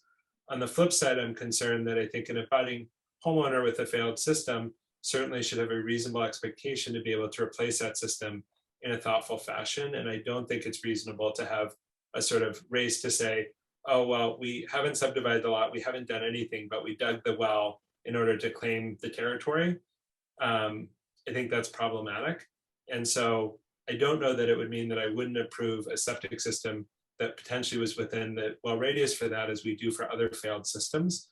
And so again, my hope is that we'd be able to come up with a solution that would work well, but for the site constraints that are described, I think it's important to acknowledge that's one of the trade-off. And this isn't a race to put the flag in the hilltop and say, no, we've got a well in, we have no other part of the property done, but we dug a well to claim this radius. I wouldn't expect that to lead the board to not approve a replacement system if that were the kind of only site available. I'd like to have some Yeah, Go I ahead. mean, Or I Lisa. just think that it doesn't save time at all. It ends up making it way more complicated. Things change, unforeseen circumstances come up.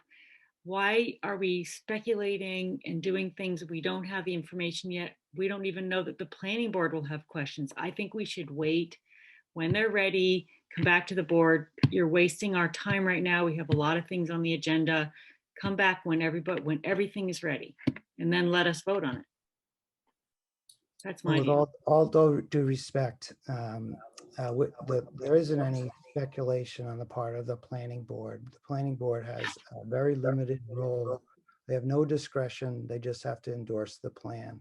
As Mr. Vitale said, Dr. Vitale said, we'll be back at the next meeting then with the same information.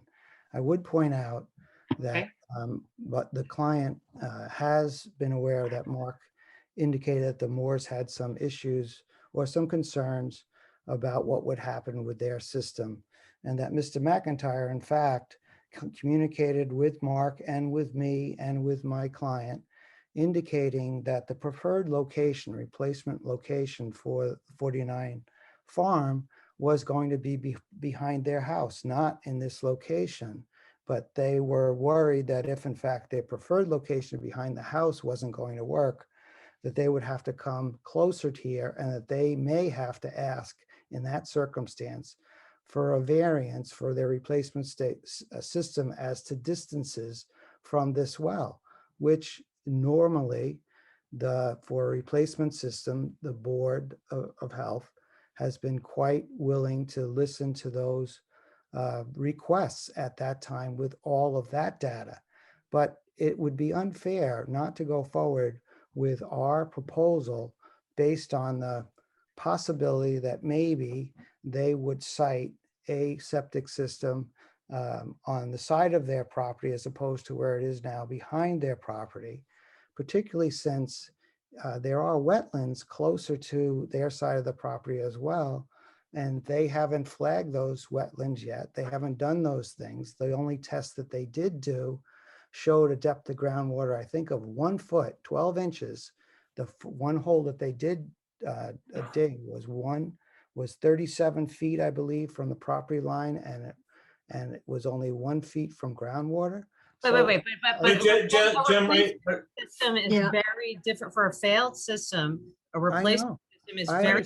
I understand completely that for a failed system, the board grants variances. Right, because it's a very different scenario. And like, I feel like, this just says like. We're not objecting to anything that they're doing. We just want. Well, you don't have a standing to, but the question I have is like the normal sequencing is, here's where the house is going to go. That's like the first thing we understand.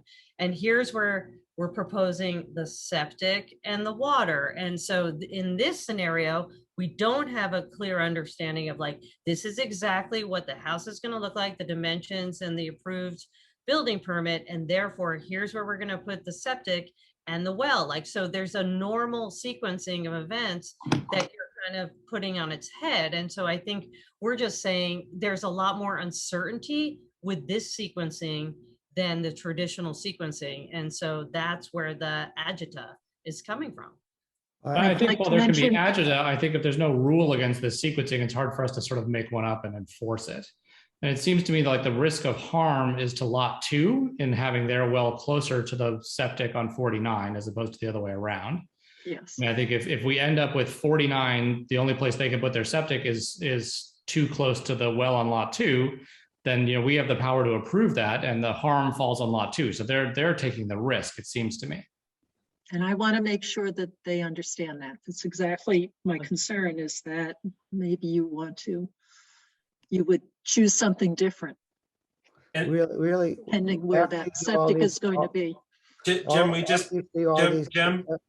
Jim, I just need you to hold off till the board's done, okay? Sure, sorry. Daryl, I don't think you got to finish your comment, and then I'd like to ask a clarifying question, please. No, you asked your question. I think I was basically done or nearly done. So for me, I think I tend to agree with Matt, which is that I have concerns about the sequence, but at the same time, if things are allowed by the rules, I can have concerns and they can still be allowed. And so for me, it kind of falls in that bucket. I want to understand a little bit, and I think this is a Mark question. I see that the 49 approximate well location that's sort of cited on the left-hand kind of bottom, like 40th% or so, and that we then have that radius, and then we have this other radius that's from the primary well. So really the only thing that would be outside of the well radius for 49 and inside the well radius for lot 2 would be this sort of pie-shaped wedge in the upper left corner, some subset of which would then also be limited by the property line setback. Do I have that right? I believe so. When you said the upper left, Matt, are you looking at the Daryl's at the shared screen now, so sort of where the direction marker is, and I see like the 7243, 1193. There's this little kind of wedge here that is open. Yeah, where Daryl has it now. It seems like that's really the only zone that we're talking about where we would likely have something that was compliant with the on-site well for 49 and newly non-compliant with lot 2 and its associated well. And so it also seems like we'd have some subset of that wedge taken up by the property line setback as well. So the likelihood of having a well that has to go into the newly created zone of conflict isn't zero, and that should be transparent to the kind of folks going like to Mr. Murphy and his client to say, this is one of the risks, is that if there's not a better site, we certainly could end up putting this in. And I think one of the things that's different than our typical workflow is usually we try to prioritize distance from an abutters or from an abutters well over a homeowner's well. In this case, I think it's a little bit different because you guys are choosing to site the well, that you're choosing to do it out of sequence. There's a series of risks that you're taking on. I would certainly continue to work to prioritize that, but if we do have a really constrained lot, that may be more challenging than is typical, and I want to be clear about that. This would be a point.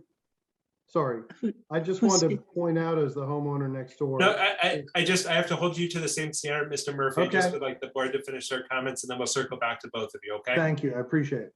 All right, Daryl, go ahead. Yeah, so I will add on. It looks like there's the potential that, all right, wait, I'll get to that point second. So I'd go along with, follow on from what Matt was just saying, is that we don't often have two projects that are kind of coming in together, and that there might be some balancing to go on between them. And as Dan McIntyre mentioned, if not for the extraordinary amount of rain, and I doubt that today's 4 inches or whatever are going to help the matter any, you know, they might have been done with their planning for their septic by now. So we're trying to avoid a serious pinch point here in the future. And it looks to me that you might have an additional requirement on your well if it turns out that, you know, where Matt was just talking about as a possible location might be less than 100 feet from your well, which would mean that you're going to have a deed recording, and every time that the property transfers, the Title V inspection is going to require a water quality test. Not that that is a bad thing to have happen, but it will, you know, potentially impact what has to be associated with the property. And so just want to make sure that that's clear. If you want to go ahead with this planning along these lines. And so, okay, go ahead, Jim, and then we'll go to. We did consider this, and Mr. McIntyre was very helpful in telling us that if in fact they had to use this location, they would not need to go closer than 125 feet, which is above the Title V minimum of 100, but less than the 150. So we had some helpful communications between the two engineers about that potential. And as I said, Mr. McIntyre told us they wouldn't need to go closer than 125 feet. So thank you for bringing that point up, but I think we have gotten some comfort already about that. Okay, Yeah, so Dan, I mean, I don't know if there's wiggle room on that. Things, who knows if ledge will be hit with the second test pit being dug. Well, there's always that possibility, but I just want to clarify something that Jim said earlier about our project. Our preferred location is behind the house in the area of the existing system, but that area is also within the 50-foot no-build zone of the Conservation Commission's purview. So they may not approve it and push us closer to the well on lot 2. But it really comes down to the percolation rate. If we get a rate of less than 3 minutes per inch, then we've got that 150-foot offset, which does encroach into our possible area of septic replacement. If we get a perk rate greater than 3 minutes, I think the point is moot. I'm sure we can meet the 125-foot offset that would be required under that scenario, because we also have to maintain the 50-foot offset to the wetlands that were delineated on the Murchison property. So I think Matt's explanation was a good one, that there's just a small overlap there that we're trying to maintain some flexibility on. Mm-hmm. And it may go away if the perk rate is in our favor on the 3 minutes per inch or not. And I also don't, as Board of Health, I do not want to imply that we will guarantee that 100 or 125 feet, depending on what the conditions turn out to be when the full investigation and then design specs have been done. Because it's in the interest of taking care of the groundwater as well, to site the septic in as best of places as possible at 49. And I think that's what the Conservation Commission is going to tell us as well when we ask to be within 25 feet of the wetlands. They're Right, going to 'cause ask for being near alternatives. wetlands is essentially being in connection with groundwater, so Exactly, exactly. I couldn't advocate for that as on the Board of Health perspective either. So Conservation is going to be asking us for alternatives analysis, and one of the alternatives is going to be up close to where that north arrow is on this plan. Mhm. Okay, so back to Brian or Mary. So thank you, Dan. I just wanted to reiterate my understanding, albeit how limited it is, as to what our options are as a homeowner next door here. When it comes to rebuilding and repairing and replacing our septic, how many variances are we allowed if you were to compare a variance of closeness to a wetland versus depth to groundwater? Could you please reiterate for the record at this point how many variances we're allowed under state law? With respect to groundwater offset and separation from wetlands, yes. Title V requires a minimum of 50 feet off of wetlands for a septic system. And the other one? And a 4-foot groundwater offset. And we For are a allowed to see replacement how many? system, Yep, for a replacement system, if we want to encroach into that 50-foot wetland buffer, we would not be allowed to ask for any waivers on the groundwater offset. So it would be at a 4-foot offset, but closer to wetlands. And vice versa? And right, if we can stay 50 feet away from the wetlands, then we can ask for a groundwater setback down to 2 feet. So with all due respect to everyone and all the experts, I'd just like to point out here that I am somewhat skeptical that we will be anywhere in our property able to meet either one of those conditions. So you can imagine our concerns when someone says, we're going to take away potentially part of your No, I just want to be clear. I think what we're saying is not we're taking it away. I think that is a variance that would come into play. It doesn't mean that we're saying, hey, this well claimed the flag, they've got Antarctica, that means that nothing can be built here. It's saying that's a variance. So we do have property owners who need to replace a failed system, who have a variance to either their own well and the abutting well or to both. And so you could not get that variance to build a new construction system to replace a failed system. That variance is something that happens, but to Daryl's point, we need to have the specifics of the plan, but it is not, like, just for your context, like, it's not an uncommon variance for us to encounter, particularly in areas that have 1 acre lots. So like most of the systems downtown have some variation on those issues. And that's not uncommon. So I wouldn't say that a well approval means it's impossible for you to build in that wedge of property. It means that that would create a new variance in that little piece of pie in the upper left on the screen now. But that is separate from the groundwater description that Dan shared or the wetland setback. It's sort of independent of those two things. I appreciate that explanation, but if I'm not here advocating for my rights as a property owner, I'm not sure who will. So you can understand what our concerns are and why we continue to voice them. Total 100%. And then Yes. I see Deshang, and then I have a follow-up question I'd like to make of Mark. Okay, and then I have something else. I'm going to make a note so I remember. All right, Deshang.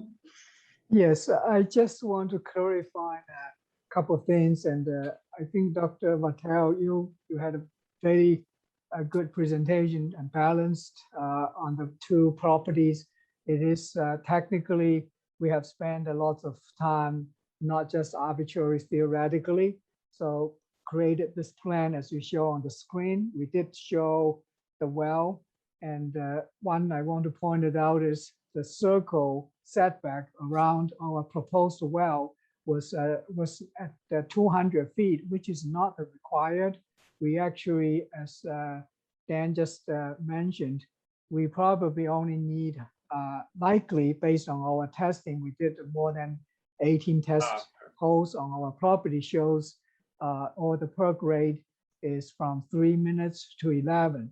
So it's likely 125 foot setback rather than 150. So that circle have a 50-foot pullback that will pretty much put Mr. Murphy's choice in the bay, not be risked, at this new the proposed new well. So I had a many depths and a few a discussion, the email trade with Dan on this. So as he just said, so I just want to clarify because this plan looks like a little bit bigger. We were just trying to show with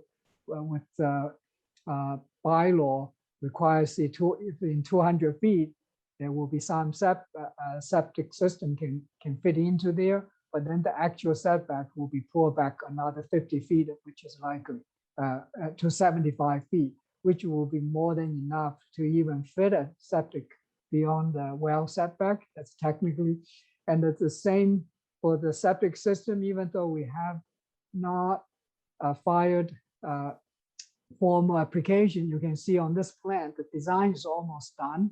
And we have, if on the plan, if you're looking on the house, we have footprints of it. And also the septic system shows 2 test pit and 3 perk rate on lot 2. So originally when we were doing the testing with Mr. Oren, we assumed a much bigger field can fit in. So in a way, if you fit in a bigger area to include 5 test pit, we have 3 perk rate and 5 test pit when with all groundwater monitoring and correction already submitted. And we just, because of the house right now is a single family, it shrink into the tested area with 5 soil test pit, which meet the bylaw and the Title V requirement. So in a way, this is quite definitive. Technically, in my view, it's just the filing sequence due to uncontrolled, unforeseen issues, because we think in the planning board would already endorsed it before this meeting. But just as you know, that was canceled and postponed to September 7th. So I just want to make those clear, and that we are using this 11 minutes, which is located in the proposed septic system area. And we are Okay, in the process. Deshang, I discussing just it. want to interrupt you because that's detail that we really shouldn't be diving into right now. And I want to hear, it's part of Mark's review and his sharing that with the board and all the rest. So Can I I don't ask- know if we want to spend time asking Mark to verify everything that you're saying about field observations now. But I think that's probably out of scope. I guess one question I have for Deshang on the plan, it looks like one of the key determinants of keeping the well in that position is the number 54, 150-foot buffer. And I just want to confirm, number 54 is an existing SAS for a separate property, or is that part of this overall development strategy for Phoenix? So that's existing, as I explained. If you're looking at that existing septic system, it's not within the setback. This is a 200-foot circle. It's not the actual setback. No, right, but that is what prevents you from moving the well southeast, which would further, right, the 150-foot buffer from number 54 is part of what prevents you from moving this system southeastwards, for example, so That's that you correct. further minimize the property. And if you're telling me that number 54 is an existing property that is unrelated to this project, then you guys have no agency. But I want to confirm, because on the plan it says, approximate SAS, and I want to make sure that's because you're approximating its location, not that it is a plan that is as yet uncommunicated. That's well, we say approximate is all based on the town's record. It's just not. But 54, you guys aren't anything with 54. It's not that that's a parcel of the same project. No, number 54 is not our. Okay, project. perfect. Matt, can I clarify, please? It's Bob. So the septic system that you're alluding to is actually number 55 Farm Road. No, And no, that's- he's talking about the one across the street, Bob. Yeah. Number 54. Oh, okay, okay. Because that's the one that's this, that circle right on your southeast corner. So you can't. My mistake, yes, Yep, my mistake. No worries. And we don't own 54. Perfect. That was a one probably wanted to just clarify. And then I think this is an Ellen Mark question, because I mean, I think one of the things that's clear that's worth saying out loud is that sequencing is a bunch of this. And I feel like that's one of the implicit tensions between both the homeowners at 49 and I'm sure for Mr. Murchison and Mr. Murphy in that development. And I sort of recognize that, and as much as possible, don't want the board to get in the middle of a sequencing debate, because I think that gets very complicated. I guess one question I have, or one point I want to make sure I understand, is that if the septic system plans are submitted and approved prior to a well plan, then the well would then be undrillable. Is that correct? Because we, again, every time I've had a variance for new construction, it was variance for constructing a new septic system. I don't recall having well variances that we needed to grant typically with the drilling of a well. And so I don't have That is correct. For new construction, the policy of the board is not to grant any waivers or variances for new construction. And that's both SAS and well. For wells, for, yes, correct. Well and septic, that is correct. And the sequencing is a little different here, as I mentioned at the beginning, where usually we see the entire plan with all the data for the septic system, meeting all our requirements. And I don't want to go into the septic. Deshang and I did have a discussion today that there will be some additional needs for the SAS, but again, now it's for another meeting. But with this here, there's just the request for the well, which is very unusual. I've never seen that in my time here, but it's allowed. It's not that it's not Well, allowed. I think what I would say is, like, I think it's worth saying out loud, like, it's clearly happening because if the septic plan goes in first, the rest of it can't proceed. I don't think that colors what we do with the well, and I think it's important that it not color that.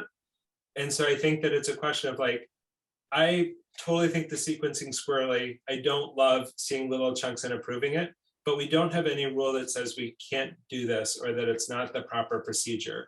From my review, that is correct, Matt. From my review of our well regulations, I don't see anything that says that for a single lot. If you go to our environmental health impact report regulations, which are for 10 or more lots, then it's a little different. You have to prove your septic systems and wells are suitable. I'll be cited. Yeah, but this is only one lot, one A&R. And Right. again, it's a little different, but it is allowed that I can see from looking at our regulations. Can I, So can I I just have ask two what questions. Go ahead, Lisa, and then I have two questions. my quick question is, what is the impetus for wanting to get the well approved before a sort of, figuring out the whole plan with the building and the septic? Like, what's the, I guess, I'm just curious what the impetus was to, accelerate the well request. From our perspective, we're not really accelerating anything. If this one is ready now, and it's ready to be approved, it does put a marker in the ground as it relates to where the septic can be, because the septic we have, if in fact, as you said, we did the septic first, then we may not have any other choices with the well. But the well illuminates the rest of the site for us, and it's, we've already been to the Conservation Commission. We've already seen the building inspector. We've already talked to Mark. We were trying to do as much as we can and get as much as we can get done each time. And this is eligible to be allowed. And we're just requesting that you do that tonight. Right. Now, so the well usually is put in first because that is critical. That's for housing issues. Having a potable source of water is paramount, and then everything falls from there. So, so that part makes sense. I do want to, so I have a couple issues. One is, what is this here, Deshang? That's existing septic for 55 Farm Road. And it's under the driveway currently? Yes, yeah, it's partially, that's what it is. So they have, mostly are in like in a court, it's like a basket court, but it's existing, so. Yeah, but it's still paved. So Mark, that was just something done before regulations said don't pave over. I haven't reviewed the history of 55 Farm Road, but I would have to see how it got to that point, what year it was put in and so forth, and how the driveway got put over the septic. Right, I am a little concerned if something was wrong with that septic, where is it going to go? There are no setbacks. I don't know what the full property looks like, but that's just something to consider for the future, or they could always tight tank it, which would not be preferable. The other thing I'm wondering is whether we need to talk to town council about, and this is like talking about prenuptials before you're going to get married to somebody maybe. So, but I just want to protect the options of the other homeowners as well and make sure that we don't get in a bind by assuming everything will work out. So if we granted a variance, let's say we approve the well, and then the lot gets approved, and therefore we are able to then issue the thing that we approved. And there needs to be a variance to the distance to this well in order to get in a reasonable septic system for the neighboring property. It is, people have the right to appeal a decision of the board. And I don't know if we could say we would do this if there's no appeal made in the future. I mean, I'm sure there's some kind of, you know, you shouldn't have to waive your rights, but. I'm not sure I follow what you're saying, Daryl. So If you're we saying like if we approve this, the plan came in for 49, is it? Yeah, 49 for their septic.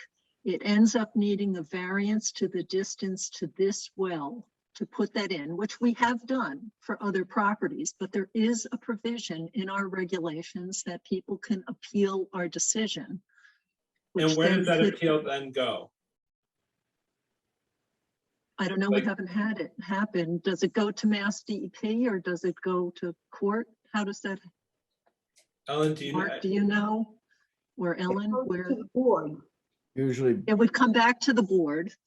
and then it would go to court if. And then it would go to court. So that could delay, you know, whatever resolution for the septic at 49 could happen. And I don't know, is there a way to get a formal agreement that there will not be a challenge? Although I would push back. I think your reasoning's totally reasonable, Daryl. I think for me it's a question of like, yes, there are two things happening at once. Like that shouldn't change how we decide things because we are not a timeline piece, right? Like if these projects were separated by a year, or if, you know, Mary said, you know, we're going to sell next year and we're really worried about that. I don't think it's fair. I don't think it's within our purview to say we're going to make those decisions because in time it happens to be close. And we want to make sure that a failed system is prioritized over new housing if those two things were to come into conflict. Because I do think that the question of where would a manifest injustice lie, it would be with the inability to use one's existing home, not in the inability to carve out a second lot and get additional property from it. On the flip side, I would say, I don't think we can ask or precondition and say, hey, you're going to let this happen because we don't know what the data will show of any associated testing. And I think any property owner, like the abutters who are at lot 2 for the lot 49 septic, should have the same rights and privileges as lot 49 does. And we sort of need to be able to allow that. I think what I would certainly say is I think our goal is to be very transparent to say it is quite possible by the decision to sequence as the applicant today is doing that this will be an issue for you. I think that we can't stop that issue from happening, but want to be very clear with Mr. Murchison and Mr. Murphy that like this is one of the risks you're taking on in the decision to proceed in this fashion. not in a punitive sense at all, but just that like, this is a funky sequence. One of the risks you run is that your septic system isn't approved, you run a risk there. The other is that there's this environmental circumstance. My level of worry about that for the 49 is that, especially, I didn't realize this was a 200-foot radius. Like, we have a really little piece of a 4-acre pie, and it is totally possible that it will be affected. But I think that that's a piece that the fact that that's an inaction piece, which I totally understand, having just replaced my own septic system last year, is expensive and stressful and distressing. Like, I think that we have to say, like, the plan isn't in, like, it's not submitted, it can't be approved today. If this can be within the rules, I don't think we can sort of choose our own sequence. And with that, I'll go back on mute. Yeah, I tend to agree there. Like, I think we can't say no here because we're worried about what's going to happen in the future. I will also say that while I agree it's completely possible there's going to be a conflict here, I sort of couldn't see in the tiny print that was a 200-foot circle either. I think the overlapping risk of territory is going to end up being tiny. If you pull that back to 150 feet and you consider the lot line setbacks that 49 is facing, there's not a lot of room left in there, I don't think. I sort of wish I saw those numbers, but I think it's hard for me to say this is allowed and we're just going to say no because we're worried about what might happen in the future when we don't really have an authority to say no.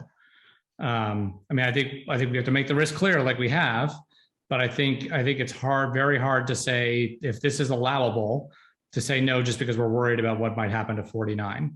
When I think as Matt pointed out, I think, you know, if we're faced with needing a variance for 49 in order to put a system there, I think it would be manifestly unjust to just tell them no, they can't replace their failed system.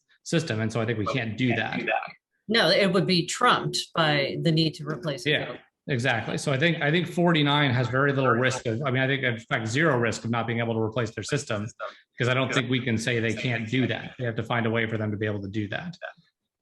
It may limit them in some ways, but I think that's going to be small. But these are very well known. These are called spite wells. These are, people do this all the time. They put their wells in on the edge of the property to restrict and limit the neighbors.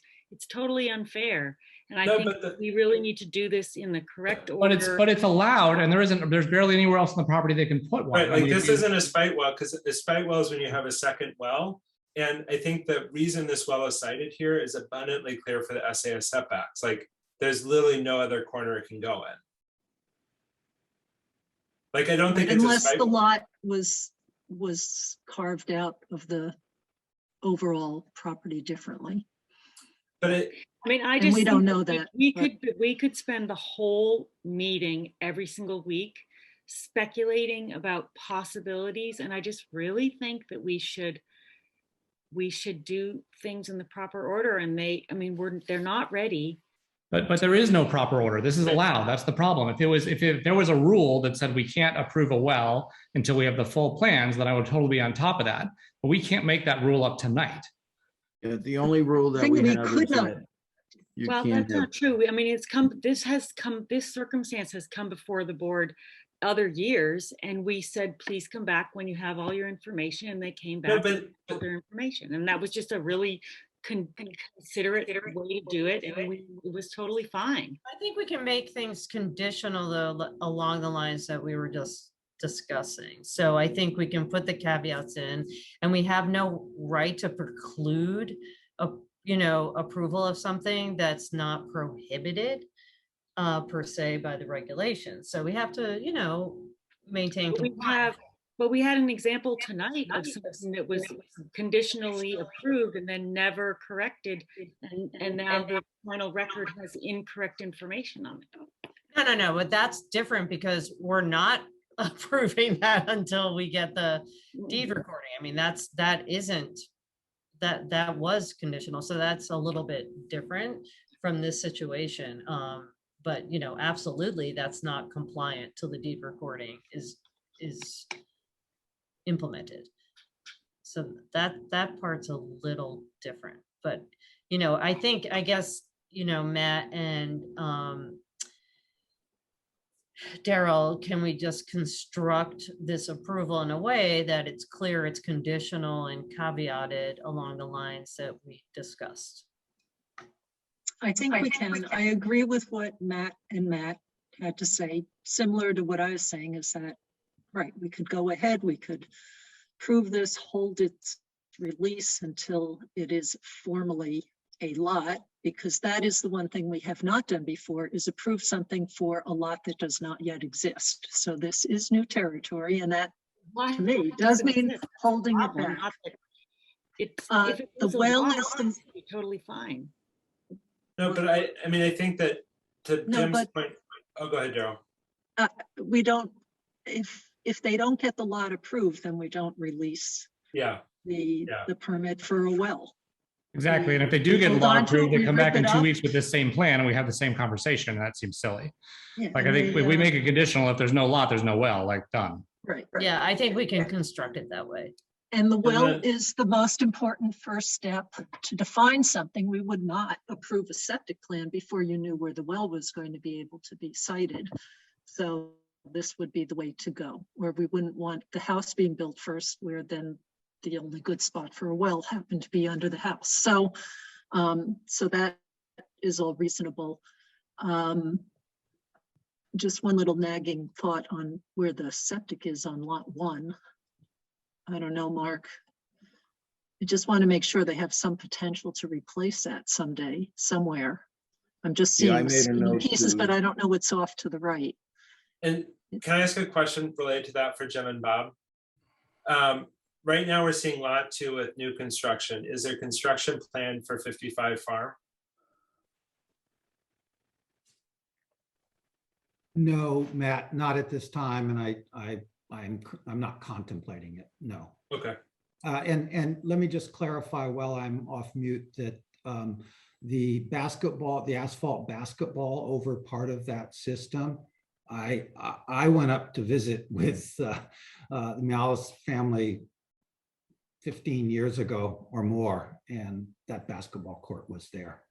That's not anything new. That's a long. No, I wasn't questioning that it was new. It I was also saying isn't that- sort of the point of the hearing tonight, so I don't know that I want to delve too far into that. And then can we maybe go to DeShang and Mary and then move towards a vote? Yeah. So maybe Mary, do you want to go first? Did we turn off? Are we good? Okay. Thank you. Yes. So I guess I'd like to preface any further comments I have with just, we're very friendly with Bob and we've known Bob a long time, and this is not about, it's not as if we're out with some personal vendetta here. Our concerns are about protecting our property rights. And the only thing I wanted to add to the record was that some comments have been made about the way that we went about demarcating the wetlands on our own land during a conversation about where we had or had not flagged. And I'd like to just mention that we flagged the extent of our land as we needed to get through the permit process, which is customary in the town of Sherborn. And we did so without telling the flaggers where they could or could not go. They came and they flagged the land, and that was put on a plan. And that plan will ultimately serve as the basis for our Title V approval process, if that's the right way to say that. And those, I think, are the only other comments that we had tonight. Perfect. Okay, thank Thanks you. so much. And DeShang, are you all set? I saw your hand up, but now it's down, so. Yeah, I put it down. I think Okay. so pretty much everything get covered. Perfect. I have no further comments. Sounds good. Any other points for public input before the board does the final deliberation and kind of wordsmithing? The only other thing I'd say is really for me, the major point of this was to make sure that for the owner of lot 2 understood what could be coming and what the implications might be and how the board might be viewing the importance of replacing and upgrading a septic on another property, and that thus what that might potentially have an impact on their well or make them view the siting of the well differently. So I think we've accomplished that because I think we've discussed it from any angle. The horse is beaten and the horse is dead. That would be the other way of saying it, yes. And just to kind of complete that loop, Bob and Jem, does this feel clear? Do you have any concerns about things that we've talked about or the way it's been delineated? No, I think we were aware of the likelihood of possibility of variance requests, but we were confident, kind of the same way that Matt was, that the possible overlap was small and probably not although a possible risk was not a not a large risk to us. So we're aware of it, and we think this plan will work for us and work for the Moores. Okay. Thanks so much. Daryl, sorry to interrupt. No, that was fine. All right, so let's see. Do we have a motion to approve the proposed well plan, subject to receipt of confirmation that it has been approved as a lot, that lot 2 has been approved by the planning board? Do we need more than that? I would just ask that it should be conditioned upon the endorsement by the planning board of the A&R plan. That's really the proper description of what act the planning board will do. Because it's not a subdivision. Right. Well, but they will be taking a vote, will they not? They do vote to endorse it, and then they actually endorse it. They actually sign a A&R plan. So we would then we could send to Ellen a copy. We got a PDF of the signed planning board A&R plan, and you could condition it upon the administrator's receipt of the signed endorsed A&R plan from the planning board. And that would be fine with us. All right, does anyone have a preference about whether we specify that it's the planning board has voted to endorse, or that we receive a signed endorsement from the planning board? I think it's fine to have them vote to endorse it. Okay. Do you feel differently? Receipt is nice and clean. Yeah, if they've voted to endorse it, then the other piece is paperwork, which would come later. So this is a short version, shortcut. Is it voting to endorse or endorsing? I think it's endorsing. Yeah, that's what I thought. I couldn't hear what I just was asking if it was voting to endorse or just simply the act of endorsing. I don't know, maybe that's too. Now I'm lawyering. Make a motion to endorse. Okay. Yeah. The motion that I put down, a motion to grant approval for the proposed well plan, subject to receipt of confirmation of endorsement by the planning board of the A&R plan. I understand what we need. I mean, I can get that from Gino directly if it's not. That sounds beautiful, Ellen. Good job.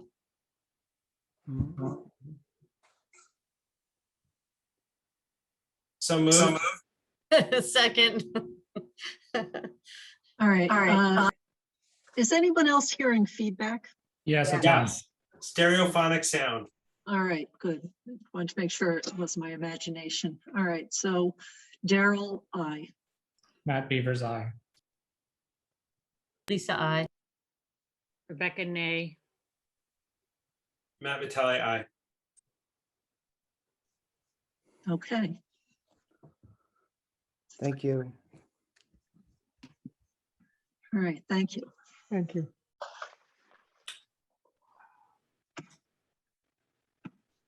If I asking that one question, so Mark, so we will need to coming back regarding the soil, for the soil after we probably have another work conference call or discussion. So, Yeah, as we said, as I noted today, Deshang, I'm going to be sending you a letter, but out of a compliments to you, I wanted to call you first because it's technical data that we're reviewing for the soil testing, but I did note to you that I will send you a letter of the requirements for designing a septic system that require those 3 depots and 2 perks within the leaching area, the soil absorption. I'll send you a letter on that. But we'll talk one more time before I do. Thank you. oh, okay, appreciate it. Thank you. Good night, guys. Thank you. Good night. Okay, Mark, that's 7 North Main Street. Yes, 7 North Main Street. We received, well, first of all, just for a quick update, 7 North Main Street they sold the house, and the new buyer, well, we received a Title V, and it showed the well closer to the septic than required, and the state requires that the nitrate as nitrogen be 5 parts per million or milligrams per liter. They're both the same or less. And they were to put in a test after putting in, I believe they put in a well filter 4 weeks. I'm sorry. Did they, Mark, that's what I guess, can someone just clarify what they did before they took this additional test? Because I am unclear if did they actually put in the system or did they not? Well, I'm sorry. Back and forth. My voice is echoing, but anyways, I'm going to avoid my voice. Lisa, I think it echoes when you're unmuted, but I'm not sure. That's weird because it usually doesn't. It's echoing right now? No, now it sounds good. But No, then okay. when you're unmuted, I hear Yeah, I'm it. unmuted. It's not me. So number 2 talks about how that basically because they were located at a distance below the 100 feet, and the initial test was above the 5 ppm, that they needed to put in a whole house treatment system for removal of the nitrate nitrogen. And then following installation of the system, 1 month later, they needed to take an additional test to confirm that the results were less than 5 ppm. The only thing I saw in the meeting, records for this meeting was the result. I didn't see anything that verified that the in-house treatment system had been installed. So that's my question. Was it? And I'm going to need to verify that. And they're going to need to put on the lab report that the sample was taken after a filter. It only says point of collection, kitchen sink, but the result is 1.51 parts per million, which would be less than the 5, but we have to make sure, one, that they describe if there was a filter or not. And if there isn't, well, it miraculously went down. But I believe, talking to the homeowner, I'll have to look back in my notes, he said, I told him you're going to have to wait 4 weeks after you put the filter in. So I believe there is a filter. And 2, they need to finalize the deed recording that was required, and that has not yet been done. But since this has been handled with the board, I'm bringing it back to the board just so you know the status. It was more of a status update, and I will check to have those results reflect if the sample was taken after a filter for the nitrate nitrogen. Could you hear me on all that? Yeah. Okay, because I That can't was hear you. actually clear. There's no feedback now. Thank you. So this one is the most recent test that came in, and it's just not clear on 823 if they've put in the system, yes, no. Is that it? Correct, Basically. Darrell. So, and I believe it was the real estate agent that was selling the property was just curious of the status, and I explained to that person that we would be bringing it to the board for review. So the next step will be to have them update that lab report to indicate it was after a filter. If not, then we'll have to figure out why it went away. But I believe I had a discussion with the homeowner in July, and I had to tell him you got to wait 4 weeks before you can test. So I believe the filter is in there. It's just they didn't notate it on the lab report. I mean, don't we usually, yeah, I mean, I would think we would ask for documentation on the installation Yeah. as well. As well as I can take a look at it too. I can ask to go in the house to see it.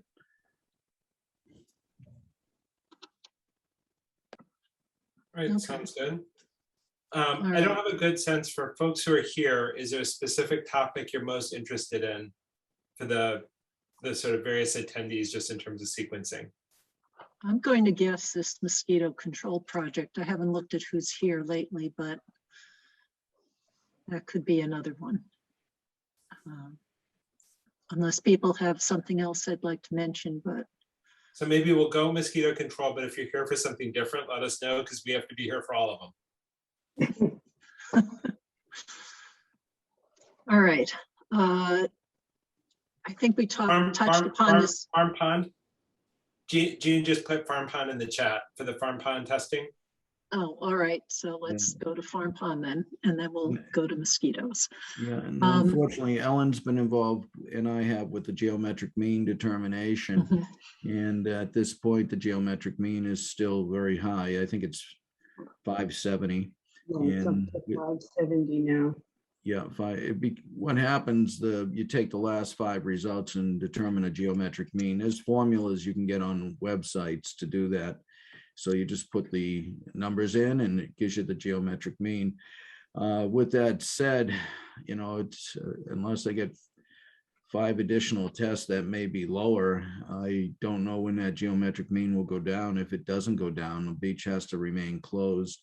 I did take a look at the beach after the last effects of the last hurricane, and there were many diversion ditches going into the beach itself off the right when you enter from that little roadway from the boat ramp down to the beach, right at that location where you start to enter the beach. So, and at the first time I inspected for the high result, the 1060 we got a few weeks ago, I saw some bird feathers near the water. So, it could be a combination of the birds that migrate to that location, the drainage, as well as the possibilities there of the water being so warm too. And this is not the only water body that is having trouble with bacteria at this point.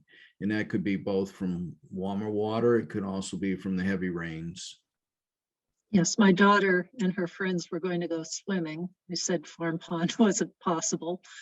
They checked in the area and a lot of places were closed in the area. In like And I didn't know Ashland, if Ellen- Hopkinton Parks, and there weren't really that many choices. So this is prevalent. Also, reason we're still asking for testing, and the town might take this on versus just farm pond, but that's to be resolved, is that until we have a series of tests that result in a compliant level, those signs have to stay up saying that it's closed. So it'd be nice to see if we move towards a resolution, and the levels were dropping significantly.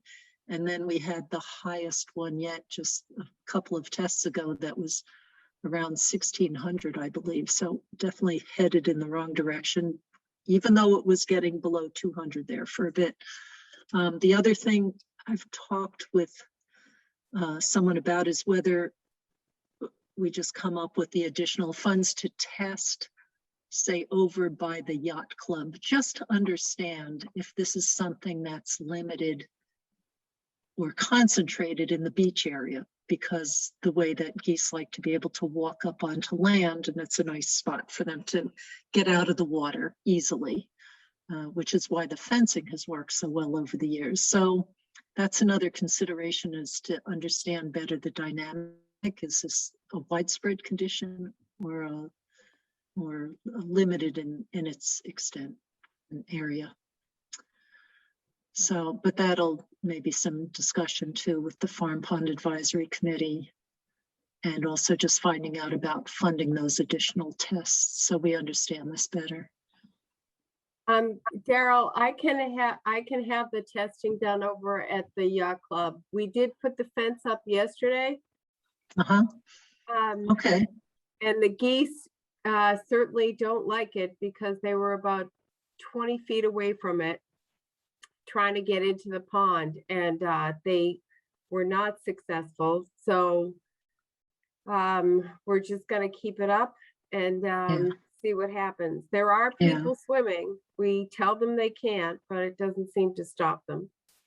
Well, they've been warned, and that's the point of that's the all we signs, can is so do. people know what the risk is, that there's a risk.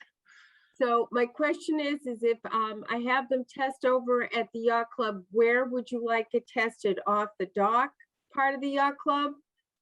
Yeah, I would say out in the water. It's still probably going to be an area impacted because everyone who has a paddle board out there, it's disgusting. They are completely covered, feathers, etc.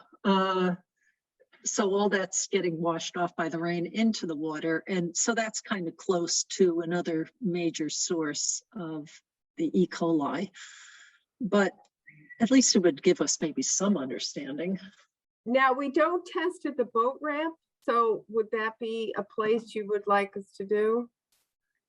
Or would We you were rather just thinking, stick- I mean, we could also do the boat ramp, although given the boards, if it's So I an guess- additional, I don't know what the cost is and whether we have to cut it close. Sure, the more the better. It's $85 a test. And that doesn't include travel time for the lab, or That they don't? includes everything. Okay, so they don't do it a different price because they could do 3 at once with the same travel there. It's not. I can ask Diana tomorrow if that would. Okay, I don't think, Daryl, given can how I- important, yes, but I just want to mention, given how important the pond is to people, it seems worth it to spend the money to try and figure out what's going on, but that's my opinion. Daryl, does it test? I guess my question is, are we doing testing because it will inform our understanding of what's causing the contamination? Or if the boat ramp tests, like, I think we have to get load tests at the swimming beach. And if we Yes. get load tests at the boat ramp, it will tell us that this is a local contamination issue from geese on the beach. And it will Yes. say, if Jeannie says she needs fence money, we need to make sure Jeannie gets fence money. But having a passing test at the boat launch or the yacht club wouldn't clear the swimming beach. It would just tell us Correct. this is a local phenomenon related to geese on the beach. Right, but it will Yes. inform our potential preventative actions. So I think it is. I love the pond. I am totally on board with doing whatever the testing. I just want to make sure I understand kind of what box we're Yeah. checking. It sounds like it's an understanding box, not a fixing box. But the Yeah, understanding because helps with it. yes, so the beach one is separate, it's managed separately, and it fulfills the requirement. The other tests are discretionary and investigative on our part, essentially. So do we do the testing location at the same location every time, Jeannie, or do we Yes, sort of they mix it go, up on the they beach? go in, I think they have to go in 3 feet, and they go down 18 inches to 2 feet. So my feeling is the geese have just been obnoxious this year, and Yeah. so I'm hoping with the fencing, which is an orange fence that we have had, Highway helped me put it up yesterday. And I'm hoping with a few days of that will make a difference. So We need like a kid with a drone. We'll be like, just keep buzzing the geese over and over again. well, we talked, we have a few little ideas for next year, and but right now, Falconers. pardon me? Falconers, like the people who've got the falcons, like you need. Yeah, we tried to hire them, but they were really busy. I love it. Don't Who knew laugh. Falconers would be so busy? Jeannie, I just can't tell you, I appreciate it last year when you figured out how to open the beach with COVID. I appreciate the fact that you've already sought Falconers. Like, kudos. That's like gold star work. Thank you for all you do. Well, we're trying to come up with something for next year. So right now we're hoping the fence will get us at least to the point where we can open for the last few, last couple of weeks in September or whatever. Right. Could also be the heat, because frankly, there are nowhere near as many geese there as there were a decade ago. So that is kind of perplexing. And I don't know if we've seen these kind of levels before. But it's been an unbelievably warm summer. Yeah, right. And so that's what I'm the thinking. rain It's and the geese, Mhm. and it's just a bad combination. right. Hottest And the- year on earth ever. Yeah, and the water temperature is 76. That's very warm. Yeah. Yes. I feel like I'm sweating while I'm swimming. But anyway. Well, so I'll ask her to do the boat ramp, and at the end of the docks on the yacht club, take samples Yeah. from there. At either in the middle of the end or not close to where the boat ramp is. We just want to kind of get a different On the other spot. side. Yeah. Okay. Yeah. All right. Make sure she doesn't send those results to the state. No, those will Right. be separate. Those will be, totally Yeah. separate. Good, because Right. otherwise it'll confuse things for the state. All right, good, okay. On to Thank you. mosquito. It turns out we don't have, I guess we ran too long. We've missed Concom input, but I'll just bring this up and maybe we address this later at our next meeting. We talked about just the spraying issue last time. That had to do with marking along roadsides, which, by the way, Thursdays are the day for spraying in Sherborn. I did look at unfortunately, they don't post until late in the mid to later afternoon about exactly what towns are going to be spraying in, because they don't do them every week. For example, today, because of the rain, they had no spraying planned at all in any of the towns that they cover for Wednesdays. But just to let people know that if you don't, and when they go out to spray, they have the list of people who have requested their properties to be sprayed. Some of the trucks have GPS systems that will tell them when they've reached that property, and others have maps. But they may not be perfect. So if you're concerned about not having your property sprayed, then you should post your property for no spray. But the question came up about Ward Park, which is the playground downtown, kind of at the base of the Pine Hill Cemetery. And there's a small pond there that has some vegetation, and that's conservation land. And the question was raised about controlling mosquitoes there. They did have, so CMMCP stands for Central Massachusetts Mosquito Control Program. They did have a representative from that organization come and do some evaluation at the park. So they did not find much larva in the water. And I don't know, see, this is where Concom would help, but what they found on mosquitoes, but we haven't had any hits in the arbovirus reports of positive Triple E or West Nile virus mosquitoes in Sherborn. However, there has been, I think, Ellen, it's the first case of a person with West Nile virus. And a woman aged 80 to 89, and it's in a neighboring town. She lives in a neighboring town, but they would not tell me which town. But I got the severe Han alert, which tells me it's a neighboring town. Okay, so one of the questions that we might try to jointly discuss, perhaps with Conservation Commission and with DPW and maybe others in town, is about mosquito management at the park, and things to consider are whether it's just for nuisance mosquitoes or for, I guess at this point, would one want to assume that there might be some West Nile virus mosquitoes here, but I believe they're the ones that are just, are they the evening mosquitoes? I don't recall. One is evening. I can't remember. I think it was EEE is later in the day, and I thought it was also for West Nile virus. But in any case, in the past, we've also talked about the issues of, do you do broad spraying? That again might kill off one life cycle, but they'll be back shortly.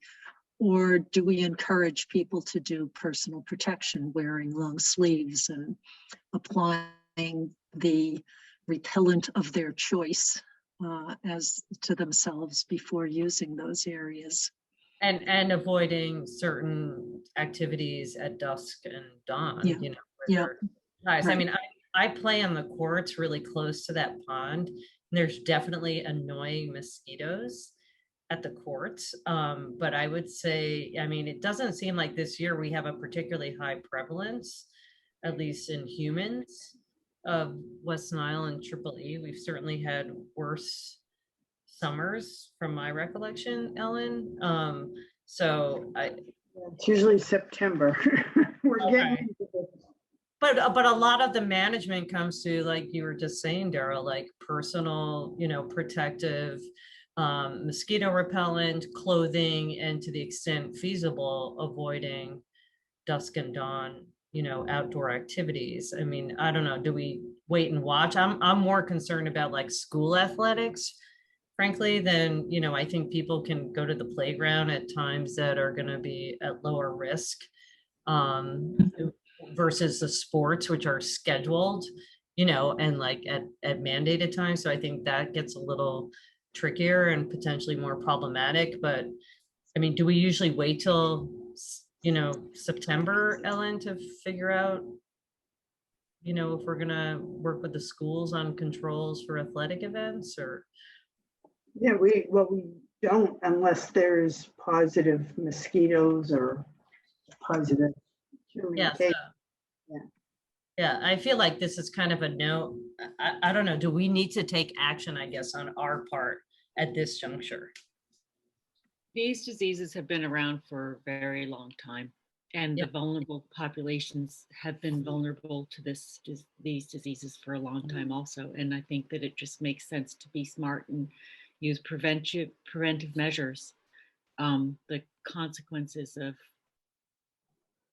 you know, panicking sometimes are worse than the benefits. Yeah, There are. I'm not feeling the need that for us to take action at this point. I don't know. That's my input. The state Also- offers, I was just going to say some public service announcements, little clips that maybe the local cable station could utilize for some of the education, if that might help. That would be good to send over to them to post. Not the reverse 911. Right.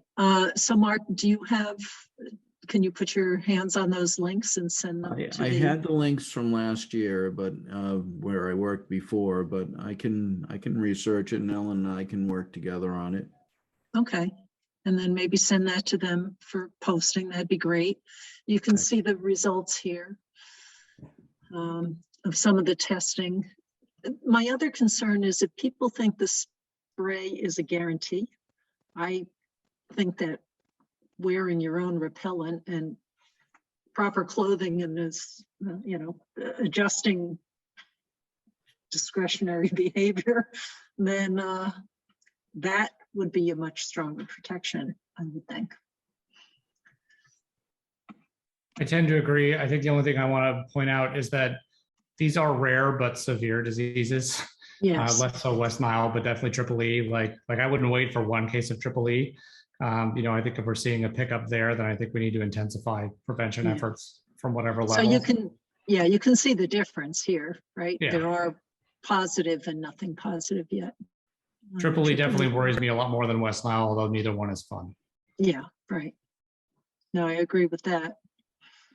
But it's not in the mammals. So like, yeah, I guess I'm just not seeing statistics that create a sense of urgency. I think a public service announcement posting on our website is fine, but I don't really see the need to do more than that. Right, because of course, if you could kill things with something innocuous, and those two characteristics do not go together, so there's a risk of applying pesticides. So that's part of my concern. Okay. Let's see, something in the chat. Is there anyone else who wanted to speak about mosquitoes, board or otherwise? I was just going to add, Daryl, I think it's on the Concom agenda for this Thursday. Okay. I believe Courtney has her hand raised. Oh, okay. Go ahead, Courtney. Hi. Yeah, I guess the commission was just looking for any guidance you guys might have from a public health perspective. Because all the conservation properties right now, we asked to have them excluded from spraying.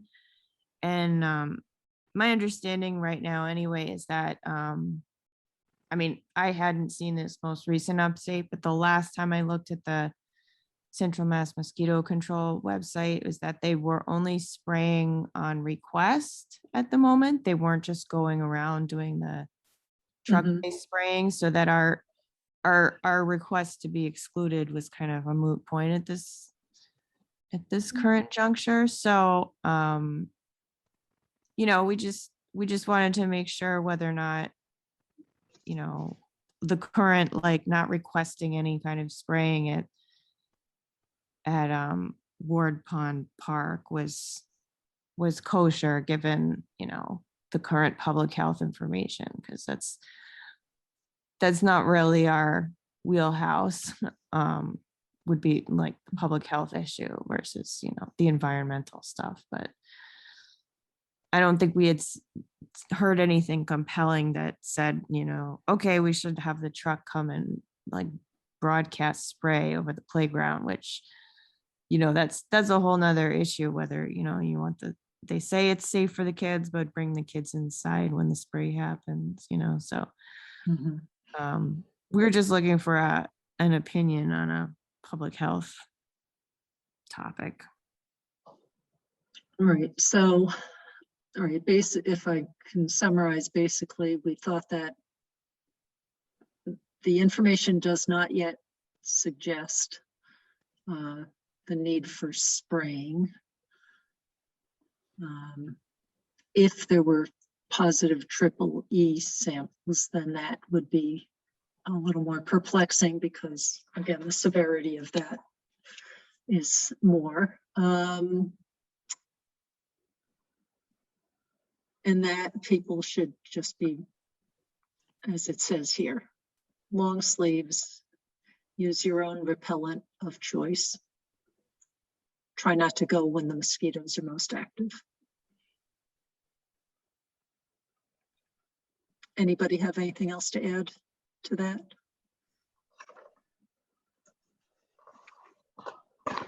And then the question is just how we get that information out. But since Mark noted something that could be posted, and maybe we post something on the website.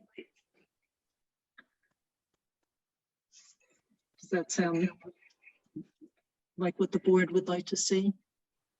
Website posting? Anybody?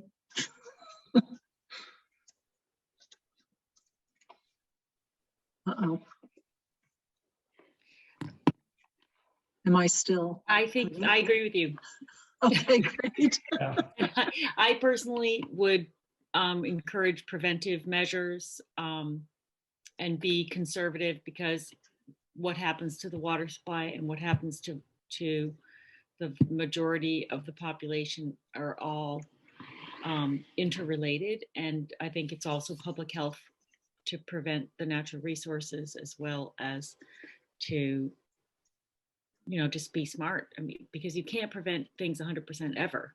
And unforeseen consequences are problematic from a public health perspective as well. So I'd also say a foreseen consequence is often that the same thing that you're using to get rid of mosquitoes can affect the things that would be predators of mosquitoes. So then you get a new dynamic going on, and you're getting farther away from your objective.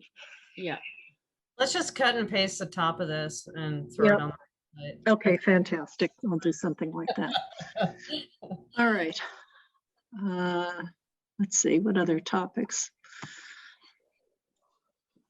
would anyone like? Oh, and then there's the option to invite the CMMCP in to give a presentation. I'm not feeling it. If we ever have a slow moment. Yeah, I don't know. That seems low on my list. I don't know. Or we could maybe do it even as a Zoom meeting for people in town and just advertise it and have them present to anyone who wants to dial in. All right, so we'll find out. Do that in the middle of February when everybody's hunkered down. Okay. Reorganization of the board. Darryl, that's an excellent time for them as well. So they get busy now, so they can't come and do presentations, but they are available usually January, February, before their season gets busy in March. Okay. All right.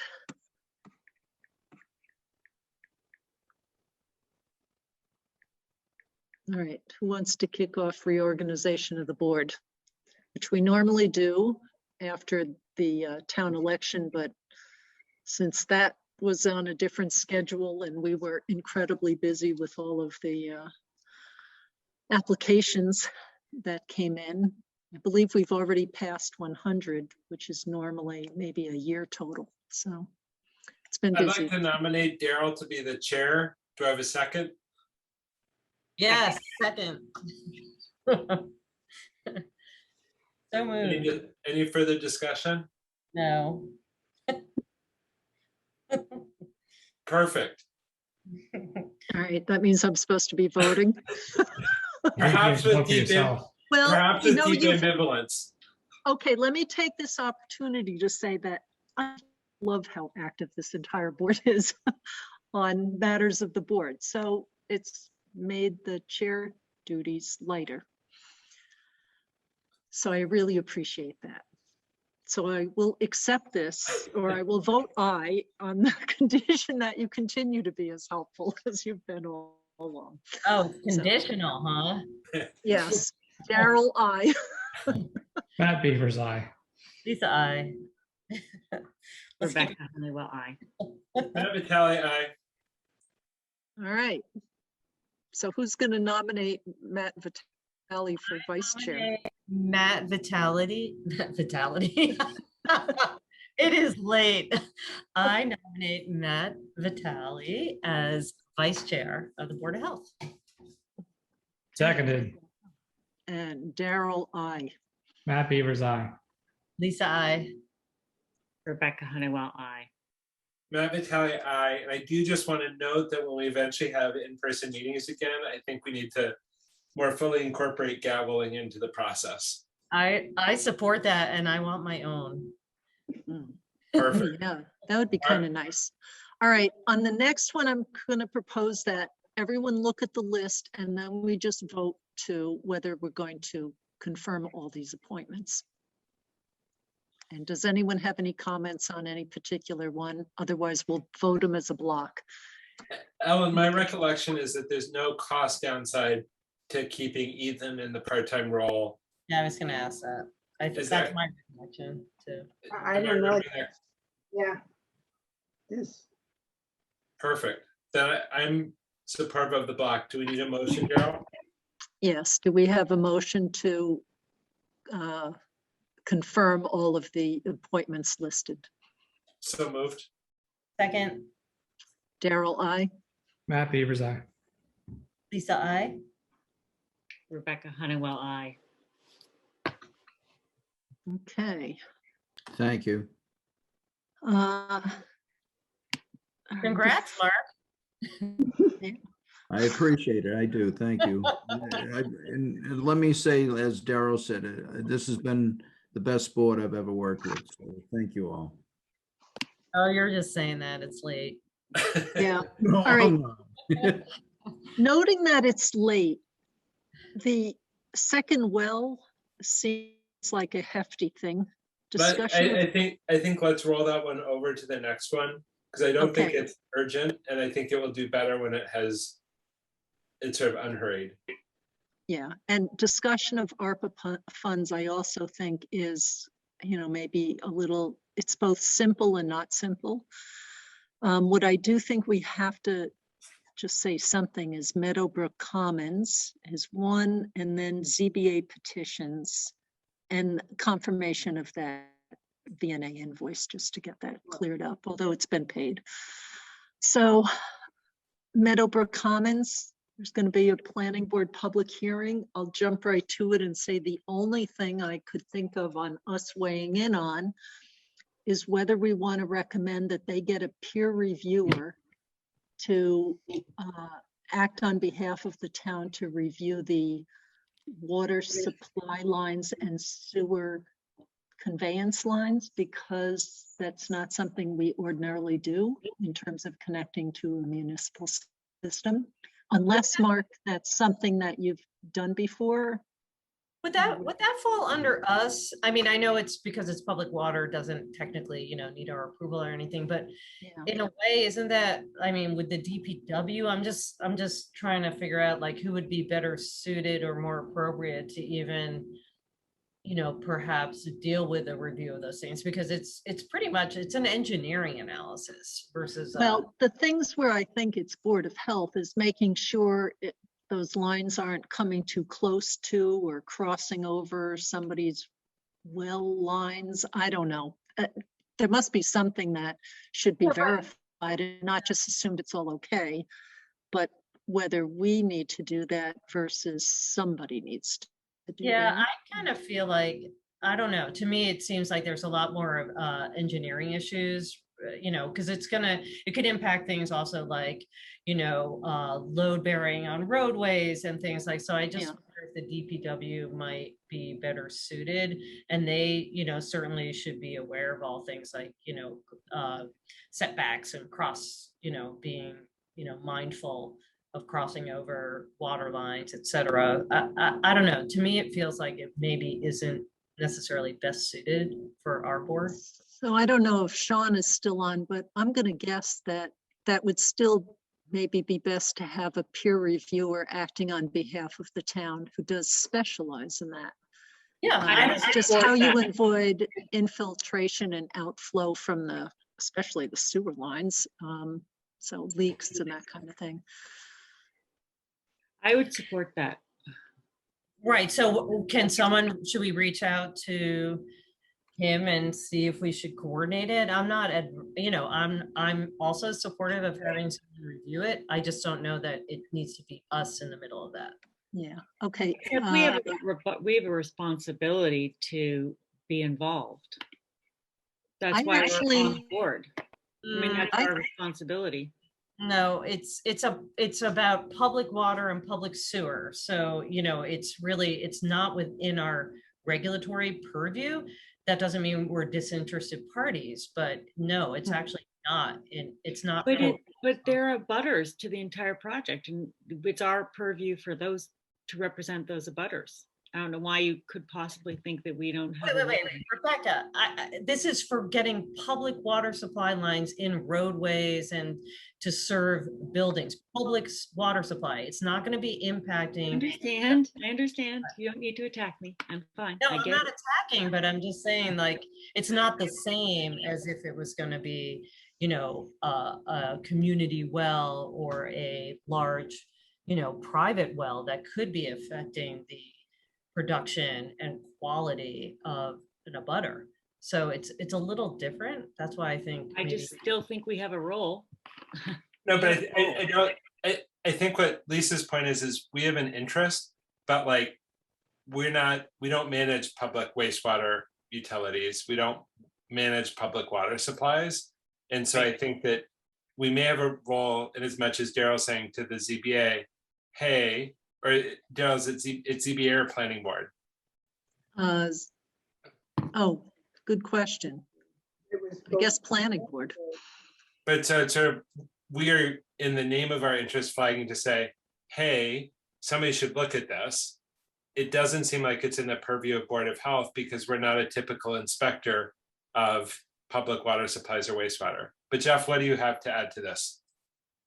Yeah, I was just thinking maybe we could, it seems to me like ZBA a little bit because of what we've discussed before too, Matt, about, you know, legal issues regarding potential other parties trying to connect to the system. So it's not purely a technical review, but it seems like either the ZBA or the select board may have to address it, and maybe town council, I don't know.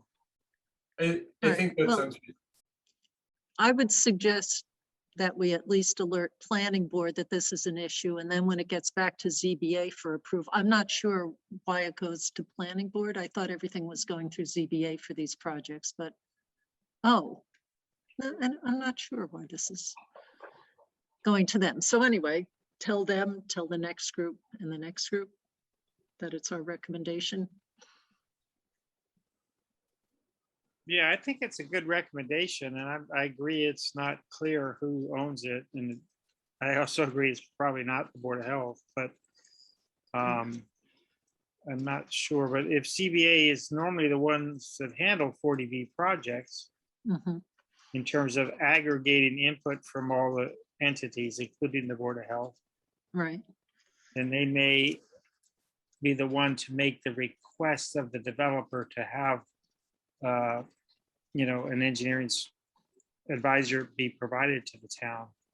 And then we'd have to figure out who would, you know, manage that, whether it's the DPW or I'm not sure who. How about if we have a motion to have Ellen send a 1 or 2 sentence email to the planning board regarding this hearing, saying that the Board of Health strongly recommends that the town hire a peer reviewer capable of reviewing the water and septic supply systems for the project.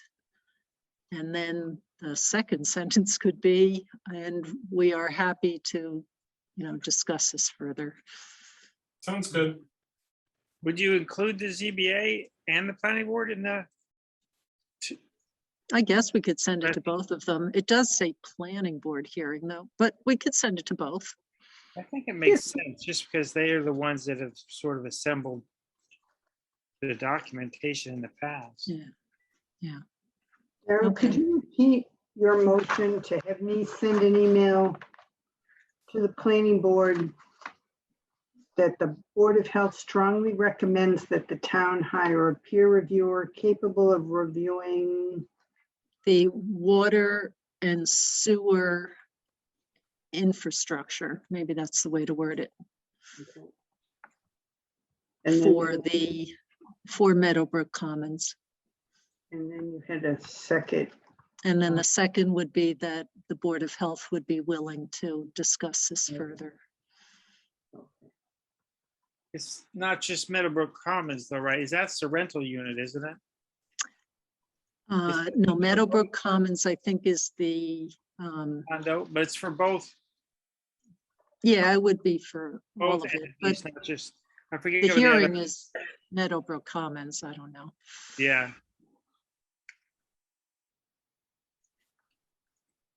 I think that's the meeting. Is that the one where Marion wants to have it be in person? I think. I didn't think she wanted to have it in person, but the chair wants to have it in Well, I person. think that's the meeting they're planning to be in person. I Yeah. think that we talked about earlier. Yeah. Okay, so do All right. would someone like to move that? So moved. Seconded. Daryl, I. Matt Beaver's aye. Lisa, I think you're muted.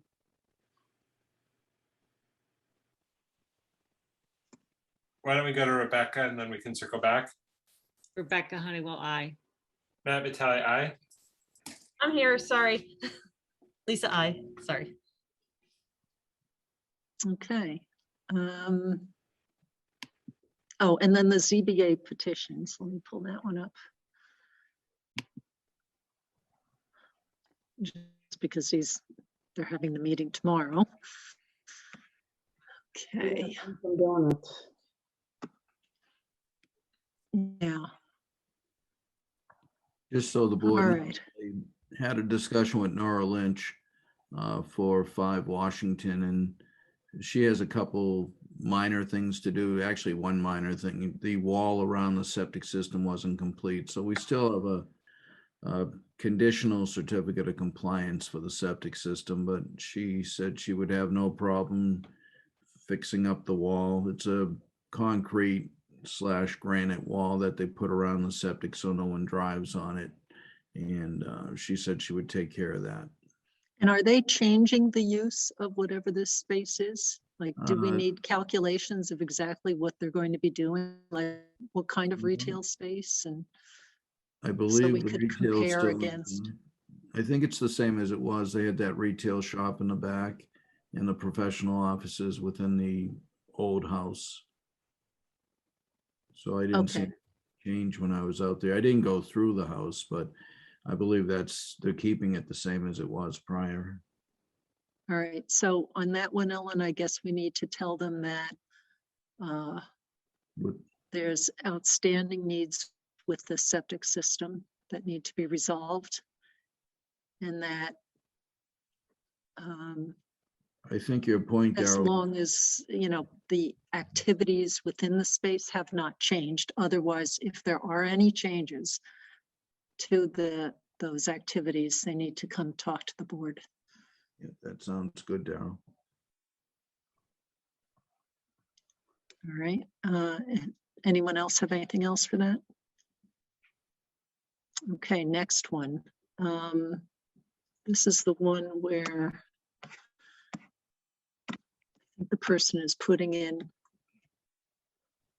a home gym. And then there was a little diagram here. What was that? Here we go. So this one, I think, also has to just have a room count kind of evaluation done. It has not yet come to us for review, so that would need our Okay. review. And presumably this will go through the normal building permit process, but just to let Yes. them know that we will, once the building application and plans are in, that the Board of Health will be reviewing it for compatibility with the septic. That's appropriate. Okay. Then, let's see. And anyone else, if I'm missing stuff, just jump right in. This one, it looks like they want to get a pharmacy back in at 19 North Main. Darrell, I did approve a building permit for a fit out. They're adding 2, I don't know if I want to call them exam rooms, but 2 private rooms for inoculations and so forth that you see in most pharmacies. It doesn't change. It doesn't change the process. It's just becoming more and more part of pharmacies now that they have a private area for inoculations. Does it change the amount of water use for I don't see that because they're doing it right now. They just put up temporary curtains and so forth for privacy. But I believe this is just for those purposes. They didn't show any sinks or anything within the rooms. They were just separate, like closets almost. Yeah, So the last time I looked, I think they were testing the water again. For years they weren't. And then a few years ago. I agree. They should be reminded that, previous pharmacies were using bottled water in the process of if they were doing any manufacturing or whatever, production of pharmaceuticals, but I'm not for sure when the last time they had the water tested. Okay, so how about if we just remind them that if they are planning on using water in any medicinal formulations, I don't know if that's the right terminology, doctors can weigh in, that they will need to And they should not be verify. compounding there. Okay, Like, it's like very regulated. If you're like, oh, we're like mixing stuff up and we're doing X, Y, and Z, I think you have a specific set of state mediated pieces that you have to do that would be Okay. separate from us sort of adjudicating. Matt, does that so I sound was just good? concerned that the water supply may not be tested. And if then it Right. would qualify as a PWS, I would think. Right, but they There's a shouldn't be whole- compounding because that's a separately licensed thing. And they would need to Yeah. be using sterile water and it would be a whole Oh, production. all right. Okay. Okay. All right.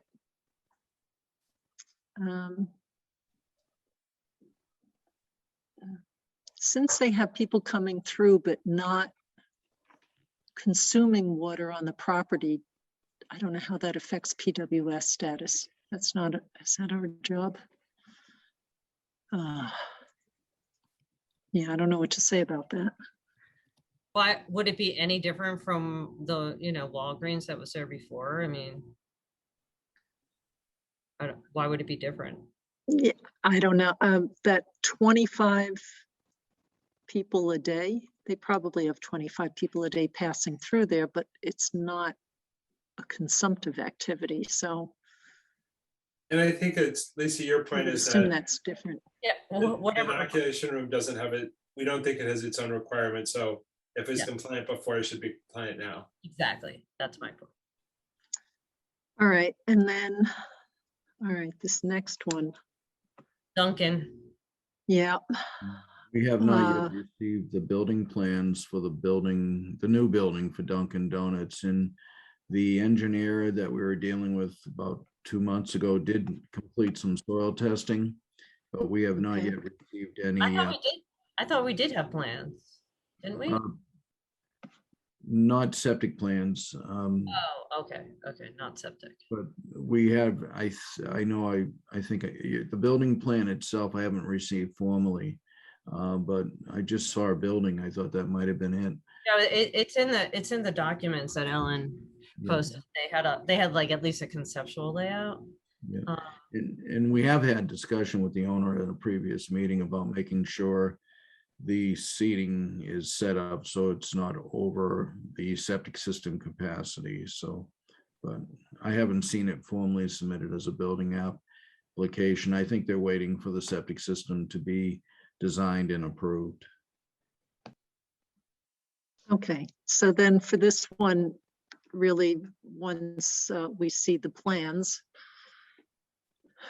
in their building application, if that could, whatever this is, gets approved, then we will be reviewing for, again, the appropriateness of the plans relative to the septic, either existing or new. Yeah, because the previous building was a salon, which had like pretty high intensive septic requirements, right? That is correct. They had to have a tight tank in there to collect permanent solutions and color solutions.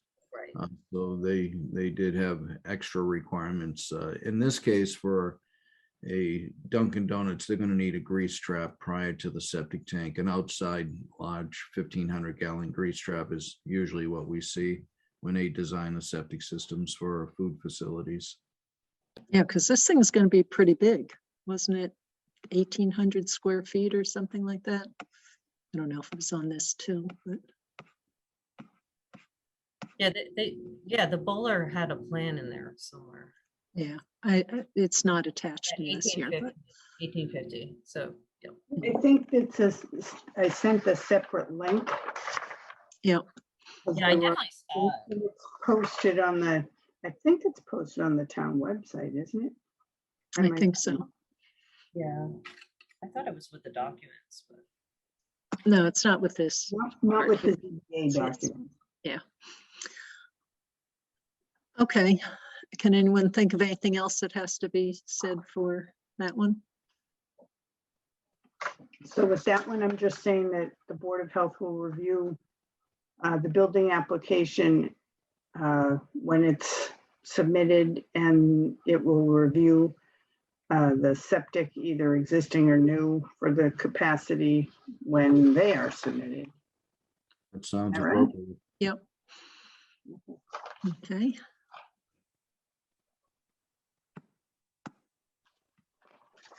All right. And last one is that VNA, unless there's other things people want to talk about, but I think our energy is waning. Why? Yeah, imagine that. The VNA invoice looked good to me. Okay, yeah, Agreed. the $618, which, considering, I guess more things are going to the CTC lately, the state Yeah, level. I expect, I mean, we've certainly seen a substantial uptick, and I would not be surprised if we see an uptick in this cost as well. Yeah.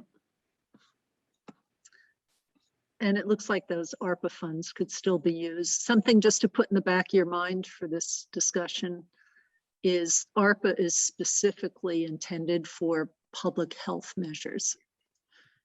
So see what creative ideas you come up with for that.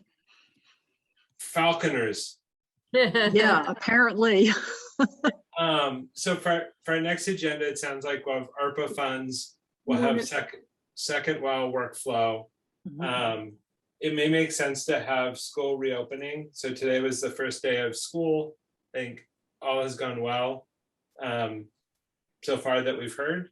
I think for folks who are not on the sort of various school committee Zooms, I feel like there are a couple of topics just to update you guys on so you're up to speed. All of them were discussed in the joint school committee and at various parent and faculty forums. So I think stakeholders are up to speed, but just so you guys know what's going on, I think just a brief update then would be helpful, but nothing to decide right now.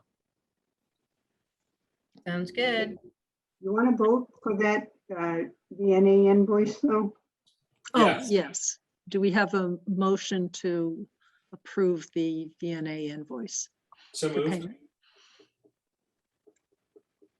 Seconded. Daryl, I. Matt Beavers, aye. Lisa, I. Rebecca Honeywell, aye. Matt Mackay, aye. Okay. Anything else? And anything else from anyone who's still hanging on with us? Okay, we will adjourn then. All right. Have a good night, everybody. Thank you all.